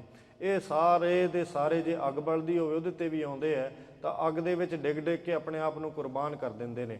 ਤਾਂ ਦਰਸ਼ਨ ਭਾਵ ਦੇਖਣ ਸਾਰ ਹੀ, ਦਰਸ਼ਨ ਦੇਖ ਪਤੰਗ ਜਿਉਂ, ਪਤੰਗ ਜਿਵੇਂ ਪਤੰਗਾ ਜੋਤ ਦੇ ਜੋ ਸ਼ਮਾ ਬਲਦੀ ਹੁੰਦੀ ਹੈ ਉਹਦੇ ਦਰਸ਼ਨ ਦੇਖਦਿਆਂ ਸਾਰ ਹੀ ਉਹਦੇ ਵਿੱਚ ਸਮਾ ਜਾਂਦਾ ਹੈ। ਤਾਂ ਐਸੇ ਅਕਾਲ ਪੁਰਖ ਜੋਤੀ ਅੰਦਰ ਜੋਤ ਸਮਾਣੀ, ਇਸੇ ਤਰੀਕੇ ਦੇ ਨਾਲ ਜਿਵੇਂ ਪਤੰਗਾ ਆਪਣੀ ਜੋਤ ਦੇ ਵਿੱਚ ਲੀਨ ਕਰ ਦਿੰਦਾ ਸ਼ਮਾ ਦੀ ਜੋਤ ਦੇ ਵਿੱਚ, ਤਾਂ ਇਸ ਤਰੀਕੇ ਦੇ ਨਾਲ ਗੁਰੂ ਅਰਜਨ ਦੇਵ ਸਾਹਿਬ ਜੀ ਮਹਾਰਾਜ ਜੀ ਨੇ ਚਾਹੇ ਸਰੀਰ ਤੇ ਬੜੇ ਭਾਰੀ ਕਸ਼ਟ ਦਿੱਤੇ ਗਏ, ਚਾਹੇ ਆਪ ਜੀ ਨੂੰ ਬੜੇ ਤਸੀਹੇ ਦਿੱਤੇ ਗਏ, ਉਬਲਦੀ ਦੇਗ ਵਿੱਚ ਚੌਂਕੜਾ ਲਵਾਇਆ ਗਿਆ, ਪਰ ਫਿਰ ਵੀ ਸੱਚੇ ਪਾਤਸ਼ਾਹ ਜੀ ਨੇ ਹਾਏ ਸੀ ਨਾ ਕੀਤੀ, ਭੁੱਖ ਨਿੰਦਰਾ ਕੋ ਬੋਲ ਸਹਾਰੇ, ਮਾੜੇ ਬਚਨ ਸਹਾਰੇ। ਤਾਂ ਆਪ ਜੀ ਨੇ ਬ੍ਰਹਮ ਅਕਾਲ ਪੁਰਖ ਗੁਰੂ ਰਾਮਦਾਸ ਸਾਹਿਬ ਜੀ ਦੀ ਜਿਹੜੀ ਸਰਬ ਵਿਆਪਕ ਜੋਤ ਹੈ, ਜੋ ਹਰ ਜਗ੍ਹਾ ਵਿਆਪਕ ਹੈ, ਉਹਦੇ ਵਿੱਚ ਆਪਣੀ ਸਰੀਰ ਦੀ ਜੋਤ, ਆਪਣੀ ਅੰਦਰ ਦੀ ਜੋਤ ਨੂੰ ਇਸ ਪ੍ਰਕਾਰ ਲੀਨ ਕਰਤਾ ਜਿਵੇਂ ਪਤੰਗਾ ਜਿਹੜਾ ਹੈ ਉਹ ਆਪਣੀ ਛਮਾ ਦੇ ਵਿੱਚ ਆਪਣੇ ਆਪ ਨੂੰ ਸਿੱਟ ਦਿੰਦਾ ਹੈ, ਆਪਣੇ ਆਪ ਨੂੰ ਪਾ ਦਿੰਦਾ ਤੇ ਝਟਪਟ ਸੜ ਜਾਂਦਾ ਹੈ। ਇਸ ਤਰੀਕੇ ਦੇ ਨਾਲ ਪਰ ਉਹ ਪਤੰਗਾ ਬਿਲਕੁਲ ਕਸ਼ਟ ਨਹੀਂ ਮੰਨਦਾ ਉਹਦਾ। ਤਾਂ ਸਰਬ ਦੇ ਭਲੇ ਲਈ, ਸਰਬੱਤ ਦੇ ਭਲੇ ਲਈ, ਸਿੱਖ ਪੰਥ ਨੂੰ ਜੁਗੋ ਜੁਗ ਅਟਲ ਕਰਨ ਲਈ, ਸਿੱਖਾਂ ਦੀ ਖਾਲਸੇ ਪੰਥ ਦੀ ਜਿਹੜੀ ਜੜ ਹੈ ਧੁਰ ਪਤਾਲ ਦੇ ਵਿੱਚ ਲਾਉਣ ਲਈ ਆਪ ਜੀ ਨੇ ਪਤੰਗੇ ਵਾਂਗ ਅਕਾਲ ਪੁਰਖ ਪਰਮੇਸ਼ਰ ਦੇ ਵਿੱਚ ਆਪਣੀ ਜੋਤ ਲੀਨ ਕਰਤੀ, ਜਿਹਨੂੰ ਕਹਿ ਅਵਿਨਾਸੀ ਸੁਖ ਆਪਨ ਆਸਨ, ਜਤਹ ਜਨਮ ਮਰਨ ਕਹੋ ਕਹਾਂ ਬਿਨਾਸਨ। ਤਾਂ ਆਪ ਜੀ ਨੇ ਐਸੀ ਆਪਣੇ ਅਬਿਨਾਸੀ ਸੁਖ ਦੇ ਵਿੱਚ ਲੀਨ ਰਹੇ ਤਾਂ ਆਪਣੀ ਜੋਤ ਪਤੰਗੇ ਵਾਂਗ ਅਕਾਲ ਪੁਰਖ ਜੀ ਦੀ ਜੋਤ ਦੇ ਵਿੱਚ ਲੀਨ ਕਰਤੀ। ਨਹ ਸਿਵ ਸਕਤੀ ਜਲ ਨਹੀਂ ਪਵਨਾ, ਤਹ ਆਕਾਰ ਨਹੀਂ ਮੇਦਨੀ, ਸਤਿਗੁਰ ਜੋਗ ਕਾ ਤਹਾਂ ਨਿਵਾਸਾ, ਜਹ ਆਵਿਗਤ ਅਨਾਥ ਅਗਮ ਧਨੀ। ਸਭ ਦੋ ਸੁਰ ਤੇ ਲਿਵ ਮਿਰਗ ਜਿਉ, ਭੀੜ ਪਈ ਚੇਤੇ ਅਵਰੋ ਨ ਆਣੀ। ਹੁਣ ਦੋ ਉਦਾਹਰਨਾਂ ਬਾਅਦ ਸਾਧ ਸੰਗਤ ਜੀ ਤੀਜਾ ਉਦਾਹਰਨ ਦਿੰਦੇ ਨੇ। ਜਿਵੇਂ ਮਿਰਗ ਨਾਮ ਹੈ ਹਿਰਨ ਦਾ। ਹਿਰਨ ਕੀ ਕਰਦਾ ਹੈ? ਹਿਰਨ ਨੂੰ ਫੜਨ ਵਾਲੇ ਸ਼ਿਕਾਰੀ ਉਹਨਾਂ ਕੋਲ ਇੱਕ ਘੰਡਾ ਹੇੜਾ ਹੁੰਦਾ ਹੈ। ਘੰਡੇ ਹੇੜੇ ਦਾ ਸ਼ਬਦ ਭਾਵ ਆਵਾਜ਼, ਜੋ ਘੰਡੇ ਹੇੜੇ ਨੂੰ ਇੱਕ ਇੰਸਟਰੂਮੈਂਟ ਹੁੰਦਾ ਘੰਡਾ ਹੇੜਾ, ਉਹ ਘੜੇ ਵਰਗਾ ਹੁੰਦਾ, ਘੜੇ ਦੇ ਉੱਤੇ ਚਮੜਾ ਮੜਿਆ ਹੁੰਦਾ, ਤਾਂ ਚਮੜਾ ਉੱਤੇ ਲਾ ਕੇ ਵਿੱਚ ਥੋੜ੍ਹੀ ਜਿਹੀ ਉਹਦੇ ਵਿੱਚ ਮੋਰੀ ਕੱਢੀ ਹੁੰਦੀ ਹੈ, ਕਿਸੇ ਤਰੀਕੇ ਉਹਨੂੰ ਵਜਾਉਂਦੇ ਹੈ, ਤਾਂ ਜਿਸ ਕਰਕੇ ਉਹਦੇ ਤੋਂ ਇੱਕ ਸਾਊਂਡ ਨਿਕਲਦੀ ਹੈ ਜਿਹਨੂੰ ਸੁਣ ਕੇ ਨਾ ਜਿਹੜਾ ਹਿਰਨ ਹੈ ਉਹ ਭੱਜਿਆ ਖਿੱਚਿਆ ਤੁਰਿਆ ਆਉਂਦਾ। ਤਾਂ ਸਤਿਗੁਰੂ ਸੱਚੇ ਪਾਤਸ਼ਾਹ ਜੀ ਦੇ ਲਈ ਭਾਈ ਗੁਰਦਾਸ ਜੀ ਮਹਾਰਾਜ ਫਰਮਾਉਂਦੇ ਹਨ ਵੀ ਜਿਵੇਂ ਘੰਡੇ ਹੇੜੇ ਦਾ ਸ਼ਬਦ ਸੁਣ ਕੇ ਜਿਹੜਾ ਮਿਰਗ ਹੈ ਉਹ ਆਪਣੇ ਪ੍ਰਾਣ ਤਿਆਗ ਦਿੰਦਾ ਹੈ, ਤੇ ਥੋੜ੍ਹੇ ਮਾਤਰ ਵੀ ਗੱਲ ਦੂਜੀ ਦਾ ਗੱਲ ਚਿੱਤ 'ਚ ਨਹੀਂ ਲਿਆਉਂਦਾ, ਜਿੱਧਰੋਂ ਆਵਾਜ਼ ਆਉਂਦੀ ਹੁੰਦੀ ਹੈ ਨਾ ਉਧਰੋਂ ਖਿੱਚਿਆ ਤੁਰਿਆ ਜਾਂਦਾ ਹੈ।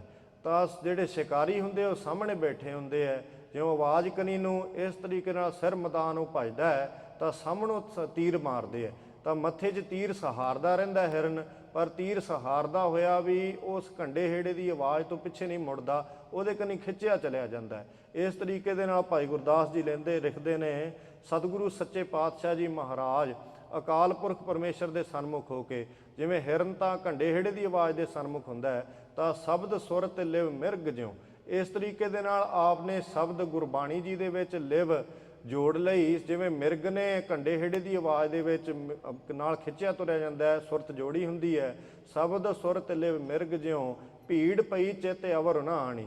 ਤਾਂ ਭੀੜ ਪੈਣ ਤੋਂ ਵੀ ਭਾਵ ਅਨੇਕਾਂ ਹੀ ਬਾਣ ਜਦੋਂ ਚਲਾਏ ਜਾਂਦੇ ਨੇ ਉਹਨੂੰ ਸ਼ਿਕਾਰ ਕਰਨ ਲਈ, ਅਨੇਕਾਂ ਹੀ ਤਸੀਹੇ ਦਿੱਤੇ ਗਏ ਸੱਚੇ ਪਾਤਸ਼ਾਹ ਜੀ ਨੂੰ, ਤੱਤੀ ਤਵੀ ਤੇ ਖੜਾਇਆ ਗਿਆ, ਭੁੱਖ ਨੀਂਦਰਾ ਆਪ ਜੀ ਨੇ ਕੱਟਿਆ, ਉਬਲਦੀ ਦੇਗ ਵਿੱਚ ਚੌਂਕੜਾ ਲਾਇਆ, ਪਰ ਜਿਵੇਂ ਜਿਹੜਾ ਹਿਰਨ ਹੈ ਉਹ ਘੰਡੇ ਹੇੜੀ ਦੀ ਆਵਾਜ਼ ਕਨੀ ਖਿੱਚਿਆ ਤੁਰਿਆ ਜਾਂਦਾ ਹੈ, ਤਾਂ ਆਪ ਜੀ ਅਕਾਲ ਪੁਰਖ ਗੁਰਬਾਣੀ, ਅਕਾਲ ਪੁਰਖ ਜੀ ਦੀ ਜੋ ਗੁਰਬਾਣੀ ਹੈ ਉਹਦੀ ਆਵਾਜ਼ ਜੋ ਹੈ ਉਹਦੇ 'ਚ ਸਦਾ ਹੀ ਲੀਨ ਰਹੇ। ਉਸ ਆਵਾਜ਼ ਤੋਂ ਆਪ ਜੀ ਨੇ ਸਿਰ ਪਾਸੇ ਨਹੀਂ ਫੇਰਿਆ, ਸੁਰਤ ਪਰੇ ਨਹੀਂ ਹਟਾਈ, ਉਸ ਆਵਾਜ਼ ਦੇ ਵਿੱਚ ਲੀਨ ਹੁੰਦੇ ਮਿਰਗ ਵਾਂਗ ਨਿਰਭੈ ਹੋ ਕੇ ਜਿਵੇਂ ਸ਼ਹਾਦਤ ਦਿੰਦਾ ਹੈ, ਉਸ ਤਰੀਕੇ ਨਾਲ ਨਿਰਭੈ ਹੋ ਕੇ ਆਪ ਜੀ ਨੇ ਸਨਮੁਖ ਅਕਾਲ ਪੁਰਖ ਜੀ ਦੇ ਰਹਿੰਦੇ ਹੋਏ ਭੀੜ ਪਈ ਇਤਨੀ ਚਾਹੇ ਭੀੜ ਕਸ਼ਟ ਸਹਾਰੇ, ਤਾਂ ਫਿਰ ਵੀ ਚੇਤੇ ਅਵਰ ਨਾ ਆਣੀ, ਦੂਜੀ ਗੱਲ ਚਿੱਤ ਨਹੀਂ ਲਿਆਂਦੀ, ਅਡੋਲ ਰਹਿ ਕੇ ਆਪ ਜੀ ਨੇ ਸ਼ਹੀਦੀ ਦਿੱਤੀ। ਮੂਲ ਆਨੰਦ ਸਿਉ ਪ੍ਰੀਤ ਬਣੀ, ਤੋਰੀ ਨਾ ਟੂਟੈ ਛੋਰੀ ਨਾ ਛੂਟੈ, ਐਸੀ ਮਾਧੋ ਖਿੰਚ ਤਨੀ। ਐਸੀ ਪ੍ਰੀਤ ਆਪ ਜੀ ਦੀ ਅਕਾਲ ਪੁਰਖ ਜੀ ਦੇ ਨਾਲ ਰਹੀ ਜਿਵੇਂ ਮਿਰਗ ਦੀ ਰਹਿੰਦੀ ਹੈ, ਤਾਂ ਆਪ ਜੀ ਨੇ ਅਡੋਲ ਰਹਿ ਕੇ ਸ਼ਹਾਦਤ ਦਿੱਤੀ। ਚਰਨ ਕਵਲ ਮੇਲੇ ਭਵਰ ਜਿਉ, ਸੁਖ ਸੰਪਟ ਵਿੱਚ ਰਹਿਣ ਵਿਹਾਣੀ। ਚੌਥੇ ਰੂਪ ਦੇ ਵਿੱਚ ਚੌਥਾ ਉਦਾਹਰਨ ਦਿੰਦੇ ਨੇ, ਜਿਵੇਂ ਚਰਨ ਕਵਲ ਮੇਲੇ ਭਵਰ ਜਿਉ, ਭਵਰਾ ਕਮਲ ਦੇ ਫੁੱਲ ਦੇ ਉੱਤੇ ਆਉਂਦਾ ਹੈ ਤੇ ਰਸ ਲੈਣ ਲਈ ਕਮਲ ਦੇ ਫੁੱਲ ਤੋਂ ਸੁਗੰਧੀ ਲੈਣ ਲਈ ਕਮਲ ਦੇ ਫੁੱਲ ਤੇ ਮੰਡਰਾਉਂਦਾ ਹੈ ਤੇ ਕਮਲ ਦੇ ਫੁੱਲ ਤੋਂ ਰਸ ਲੈਣ ਲਈ ਚੁੰਬੜ ਜਾਂਦਾ ਹੈ, ਉਹਦੇ ਵਿੱਚ ਹੀ ਗੁੰਦਿਆ ਰਹਿੰਦਾ ਹੈ। ਤਾਂ ਜਦੋਂ ਸੂਰਜ ਢਲ ਜਾਂਦਾ ਹੈ, ਸੂਰਜ ਢਲ ਤੋਂ ਕਮਲ ਦਾ ਫੁੱਲ ਜਿਹੜਾ ਸਾਰਾ ਦਾ ਸਾਰਾ ਇਕੱਠਾ ਹੋ ਜਾਂਦਾ ਹੈ, ਬੰਦ ਹੋ ਜਾਂਦਾ ਹੈ। ਤੇ ਭੰਵਰੇ ਦੀ ਇਤਨੀ ਪ੍ਰੀਤ ਹੁੰਦੀ ਹੈ ਕਮਲ ਦੇ ਫੁੱਲ ਦੇ ਨਾਲ ਕਿ ਰਸ ਇੰਨਾ ਜ਼ਿਆਦਾ ਲੈਂਦਾ ਹੈ, ਸੁਗੰਧੀ ਇੰਨੀ ਸੁਗੰਧੀ 'ਚ ਲੀਨ ਹੁੰਦਾ ਹੈ, ਖੁਸ਼ਬੂ ਦੇ ਵਿੱਚ ਲੀਨ ਹੁੰਦਾ ਹੈ ਕਿ ਤਿਆਗ ਕੇ ਕਮਲ ਨੂੰ ਛੱਡ ਕੇ ਦੂਰ ਨਹੀਂ ਜਾਂਦਾ, ਆਪਣੇ ਪ੍ਰਾਣ ਤਿਆਗ ਦਿੰਦਾ ਹੈ। ਮੌਤ ਦੀ ਪਰਵਾਹ ਨਹੀਂ ਕਰਦਾ ਪਰ ਆਪਣੀ ਪ੍ਰੀਤ ਨਹੀਂ ਛੱਡਦਾ। ਇਸ ਤਰੀਕੇ ਦੇ ਨਾਲ ਭਾਈ ਗੁਰਦਾਸ ਸਾਹਿਬ ਜੀ ਫਰਮਾਉਂਦੇ ਨੇ, ਚਰਨ ਕਵਲ ਮੇਲੇ ਭਵਰ ਜਿਉ ਸੁਖ ਸੰਪਟ ਵਿੱਚ ਰਹਿਣ ਵਿਹਾਣੀ। ਜਿਵੇਂ ਭਵਰਾ ਨਿਰਭੈ ਰਹਿ ਕੇ ਆਪਣੀ ਪ੍ਰੀਤ ਦੇ ਵਿੱਚ ਲੀਨ ਹੋ ਕੇ ਪ੍ਰਾਣ ਤਿਆਗ ਦਿੰਦਾ, ਆਪਣੀ ਜਾਨ ਦੀ ਪਰਵਾਹ ਨਹੀਂ ਕਰਦਾ, ਇਸ ਤਰੀਕੇ ਦੇ ਨਾਲ ਬ੍ਰਹਮ ਸਰੂਪ ਕਲਯੁਗ ਜਹਾਜ਼ ਪ੍ਰਤੱਖ ਹਰ ਸ੍ਰੀ ਗੁਰੂ ਅਰਜਨ ਦੇਵ ਸਾਹਿਬ ਜੀ ਮਹਾਰਾਜ ਜੀ ਨੇ ਆਪਣੀ ਜਾਨ ਦੀ ਪਰਵਾਹ ਨਾ ਕਰਦਿਆਂ ਆਪਣੀ ਪ੍ਰੇਮਾ ਭਗਤੀ ਰੂਪੀ ਸੁਗੰਧੀ ਲੈਂਦੇ ਹੋਏ ਗੁਰੂ ਰਾਮਦਾਸ ਸਾਹਿਬ ਜੀ ਦੇ ਚਰਨ ਕਮਲਾਂ ਦੇ ਨਾਲ ਆਪਣੀ ਸੁਰਤ ਸਦਾ ਹੀ ਜੋੜੀ ਰੱਖੀ। ਆਪਣੇ ਪ੍ਰੀਤ ਰੂਪੀ ਨਾਸਾਂ ਦੇ ਨਾਲ ਪ੍ਰੇਮਾ ਭਗਤੀ ਰੂਪੀ ਸੁਗੰਧੀ ਆਪ ਜੀ ਲੈਂਦੇ ਰਹੇ। ਆਪ ਜੀ ਨੇ ਸਦਾ ਹੀ ਚਰਨ ਕਮਲਾਂ ਦੇ ਵਿੱਚ ਜੁੜੇ ਰਹੇ। ਐਸੀ ਅਵਸਥਾ ਦੇ ਵਿੱਚ ਆਪ ਜੀ ਚਾਹੇ ਭਾਰੀ ਸਰੀਰ ਤੇ ਬਾਹਰੋਂ ਬੜੇ ਭਾਰੀ ਕਸ਼ਟ ਨੇ, ਚਾਹੇ ਆਪ ਜੀ ਨੂੰ ਉਬਲਦੀ ਦੇਗ ਵਿੱਚ ਬਿਠਾਇਆ ਜਾ ਰਿਹਾ ਹੈ, ਚਾਹੇ ਤੱਤੀ ਤਵੀ ਤੇ ਬਿਠਾਇਆ ਜਾ ਰਿਹਾ ਹੈ, ਚਾਹੇ ਸਿਰ ਤੇ ਬਲਦਾ ਰੇਤਾ ਸੀਸ ਤੇ ਪਵਾਇਆ ਜਾ ਰਿਹਾ ਹੈ, ਪਰ ਫਿਰ ਵੀ ਆਪ ਜੀ ਨੇ ਭਵਰੇ ਵਾਂਗ ਰਹਿ ਕੇ ਆਪ ਜੀ ਨੇ ਪ੍ਰੀਤ ਰੂਪੀ ਨਾਸਾਂ ਦੇ ਰਾਹੀਂ ਪ੍ਰੀਤ ਰੂਪ ਪ੍ਰੇਮਾ ਭਗਤੀ ਰੂਪੀ ਸੁਗੰਧੀ ਲੈਂਦੇ ਰਹੇ ਗੁਰੂ ਰਾਮਦਾਸ ਜੀ ਦੇ ਮਿੱਠੇ ਚਰਨ ਕਮਲਾਂ ਚੋਂ, ਤੇ ਸੁਖ ਸੰਪਟ ਵਿੱਚ ਰਹਿਣ ਵਿਹਾਣੀ।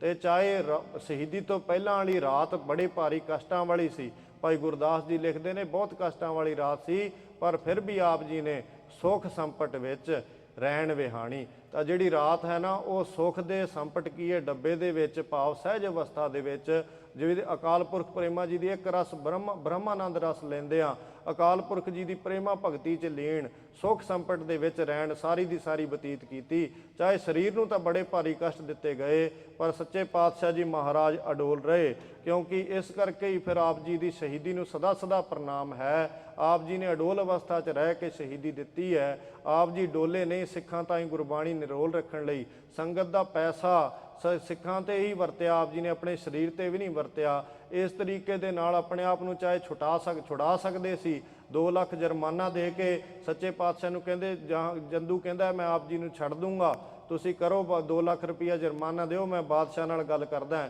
ਪਰ ਸੱਚੇ ਪਾਤਸ਼ਾਹ ਜੀ ਨੇ ਜੁਰਮਾਨਾ ਦੇਣ ਤੋਂ ਵੀ ਮਨਾ ਕੀਤਾ, ਆਪ ਜੀ ਨੇ ਗੁਰਬਾਣੀ 'ਚ ਤਬਦੀਲੀ ਕਰਨ ਤੋਂ ਵੀ ਮਨਾ ਕੀਤਾ, ਪਰ ਅਡੋਲ ਰਹਿ ਕੇ ਆਪ ਜੀ ਨੇ ਸ਼ਹਾਦਤ ਦਿੱਤੀ। ਆਪ ਜੀ ਦੀ ਸ਼ਹਾਦਤ ਸੱਚੀ ਹੈ। ਮਰਨ ਮੁਨਸਾ ਸੂਰਿਆ ਹਾਕੋ ਹੈ, ਜੋ ਹੋਏ ਮਰਨ ਪਰਵਾਣੋ। ਹੱਕ ਨਾਮ ਹੈ ਸੱਚੇ ਦਾ। ਮਰਨ ਮੁਨਸਾ ਸੂਰਿਆ ਹਾਕੋ ਹੈ, ਜੋ ਹੋਏ ਮਰਨ ਪਰਵਾਣੋ। ਸੂਰੇ ਸਈ ਆਗੇ ਆਖੀ ਹੈ, ਦਰਗਹ ਪਾਵੈ ਸਾਚੀ ਮਾਨੋ। ਸਤਿ ਸ੍ਰੀ ਅਕਾਲ। ਗੁਰ ਉਪਦੇਸੋ ਨ ਵਿਸਰੈ, ਬਾਬੀ ਹੈ ਜਿਉ ਆਖ ਵਖਾਣੀ। ਪੰਜਵਾਂ ਉਦਾਹਰਣ ਸੱਚੇ ਪਾਤਸ਼ਾਹ ਜੀ ਮਹਾਰਾਜ ਜੀ ਦੀ ਸ਼ਹੀਦੀ ਨੂੰ ਲੈ ਕੇ ਦਿੰਦੇ ਨੇ ਵੀ ਜਿਵੇਂ ਬਬੀਹਾ ਜਿਹੜਾ ਹੁੰਦਾ ਹੈ ਉਹ ਸਵੰਤੀ ਬੂੰਦ ਲਈ, ਬਬੀਹਾ ਇੱਕ ਜਾਨਵਰ ਹੁੰਦਾ, ਇੱਕ ਬਰਡ ਕਹਿ ਲਓ, ਉਹ ਸਵੰਤੀ ਬੂੰਦ ਬੱਦਲ ਚੋਂ ਡਿੱਗਦੀ ਹੈ, ਉਹ ਇੱਕੋ ਇੱਕ ਬੂੰਦ ਹੁੰਦੀ ਹੈ, ਬਾਕੀ ਬੂੰਦਾਂ ਨਾਲ ਉਹ ਤ੍ਰਿਪਤ ਨਹੀਂ ਹੁੰਦਾ। ਉਹ ਸਾਰੀਆਂ ਬੂੰਦਾਂ 'ਚੋਂ ਇੱਕ ਸਵੰਤੀ ਬੂੰਦ ਦੀ ਉਡੀਕ ਕਰਦਾ ਹੁੰਦਾ। ਉਹ ਤਾਂ ਨੂੰ ਪ੍ਰਿਓ ਟੇਰਦਾ ਰਹਿੰਦਾ, ਪ੍ਰਿਓ ਆਵਾਜ਼ ਕਰਦਾ ਰਹਿੰਦਾ, ਤਾਂ ਨੂੰ ਮੂੰਹ ਕਰਕੇ ਹਮੇਸ਼ਾ ਪ੍ਰਿਓ ਟੇਰਦਾ ਰਹਿੰਦਾ, ਉਹ ਬੂੰਦ ਦੀ ਉਡੀਕ ਕਰਦਾ ਰਹਿੰਦਾ। ਜੇ ਉਹਨੂੰ ਬੂੰਦ ਪ੍ਰਾਪਤ ਹੋਵੇ ਤਾਂ ਫਿਰ ਉਹ ਤ੍ਰਿਪਤ ਹੁੰਦਾ। ਇਸ ਤਰੀਕੇ ਦੇ ਨਾਲ ਪਰ ਹਮੇਸ਼ਾ ਹੀ ਬੋਲਦਾ ਰਹਿੰਦਾ। ਤਾਂ ਬਬੀਹੇ ਦਾ ਜਿਹੜਾ ਪੰਜਵਾਂ ਉਦਾਹਰਨ ਸੱਚੇ ਪਾਤਸ਼ਾਹ ਜੀ ਮਹਾਰਾਜ ਫਰਮਾਨ ਕਰਦੇ ਹੈ, ਤਾਂ ਭਾਈ ਗੁਰਦਾਸ ਜੀ ਕਹਿੰਦੇ ਨੇ ਬਬੀਹੇ ਵਾਂਗ ਆਖ ਵਖਾਣੀ। ਆਪ ਜੀ ਨੇ ਗੁਰਬਾਣੀ ਬਬੀਹੇ ਵਾਂਗ ਸਦਾ ਹੀ ਉਚਾਰਦੇ ਰਹੇ। ਜਿਵੇਂ ਬਬੀਹਾ ਪ੍ਰਿਓ ਉਚਾਰਦਾ ਹੈ ਨਾ, ਤਾਂ ਉਸ ਤਰੀਕੇ ਨਾਲ ਗੁਰ ਉਪਦੇਸ਼ ਨਾ ਵਿਸਰੈ।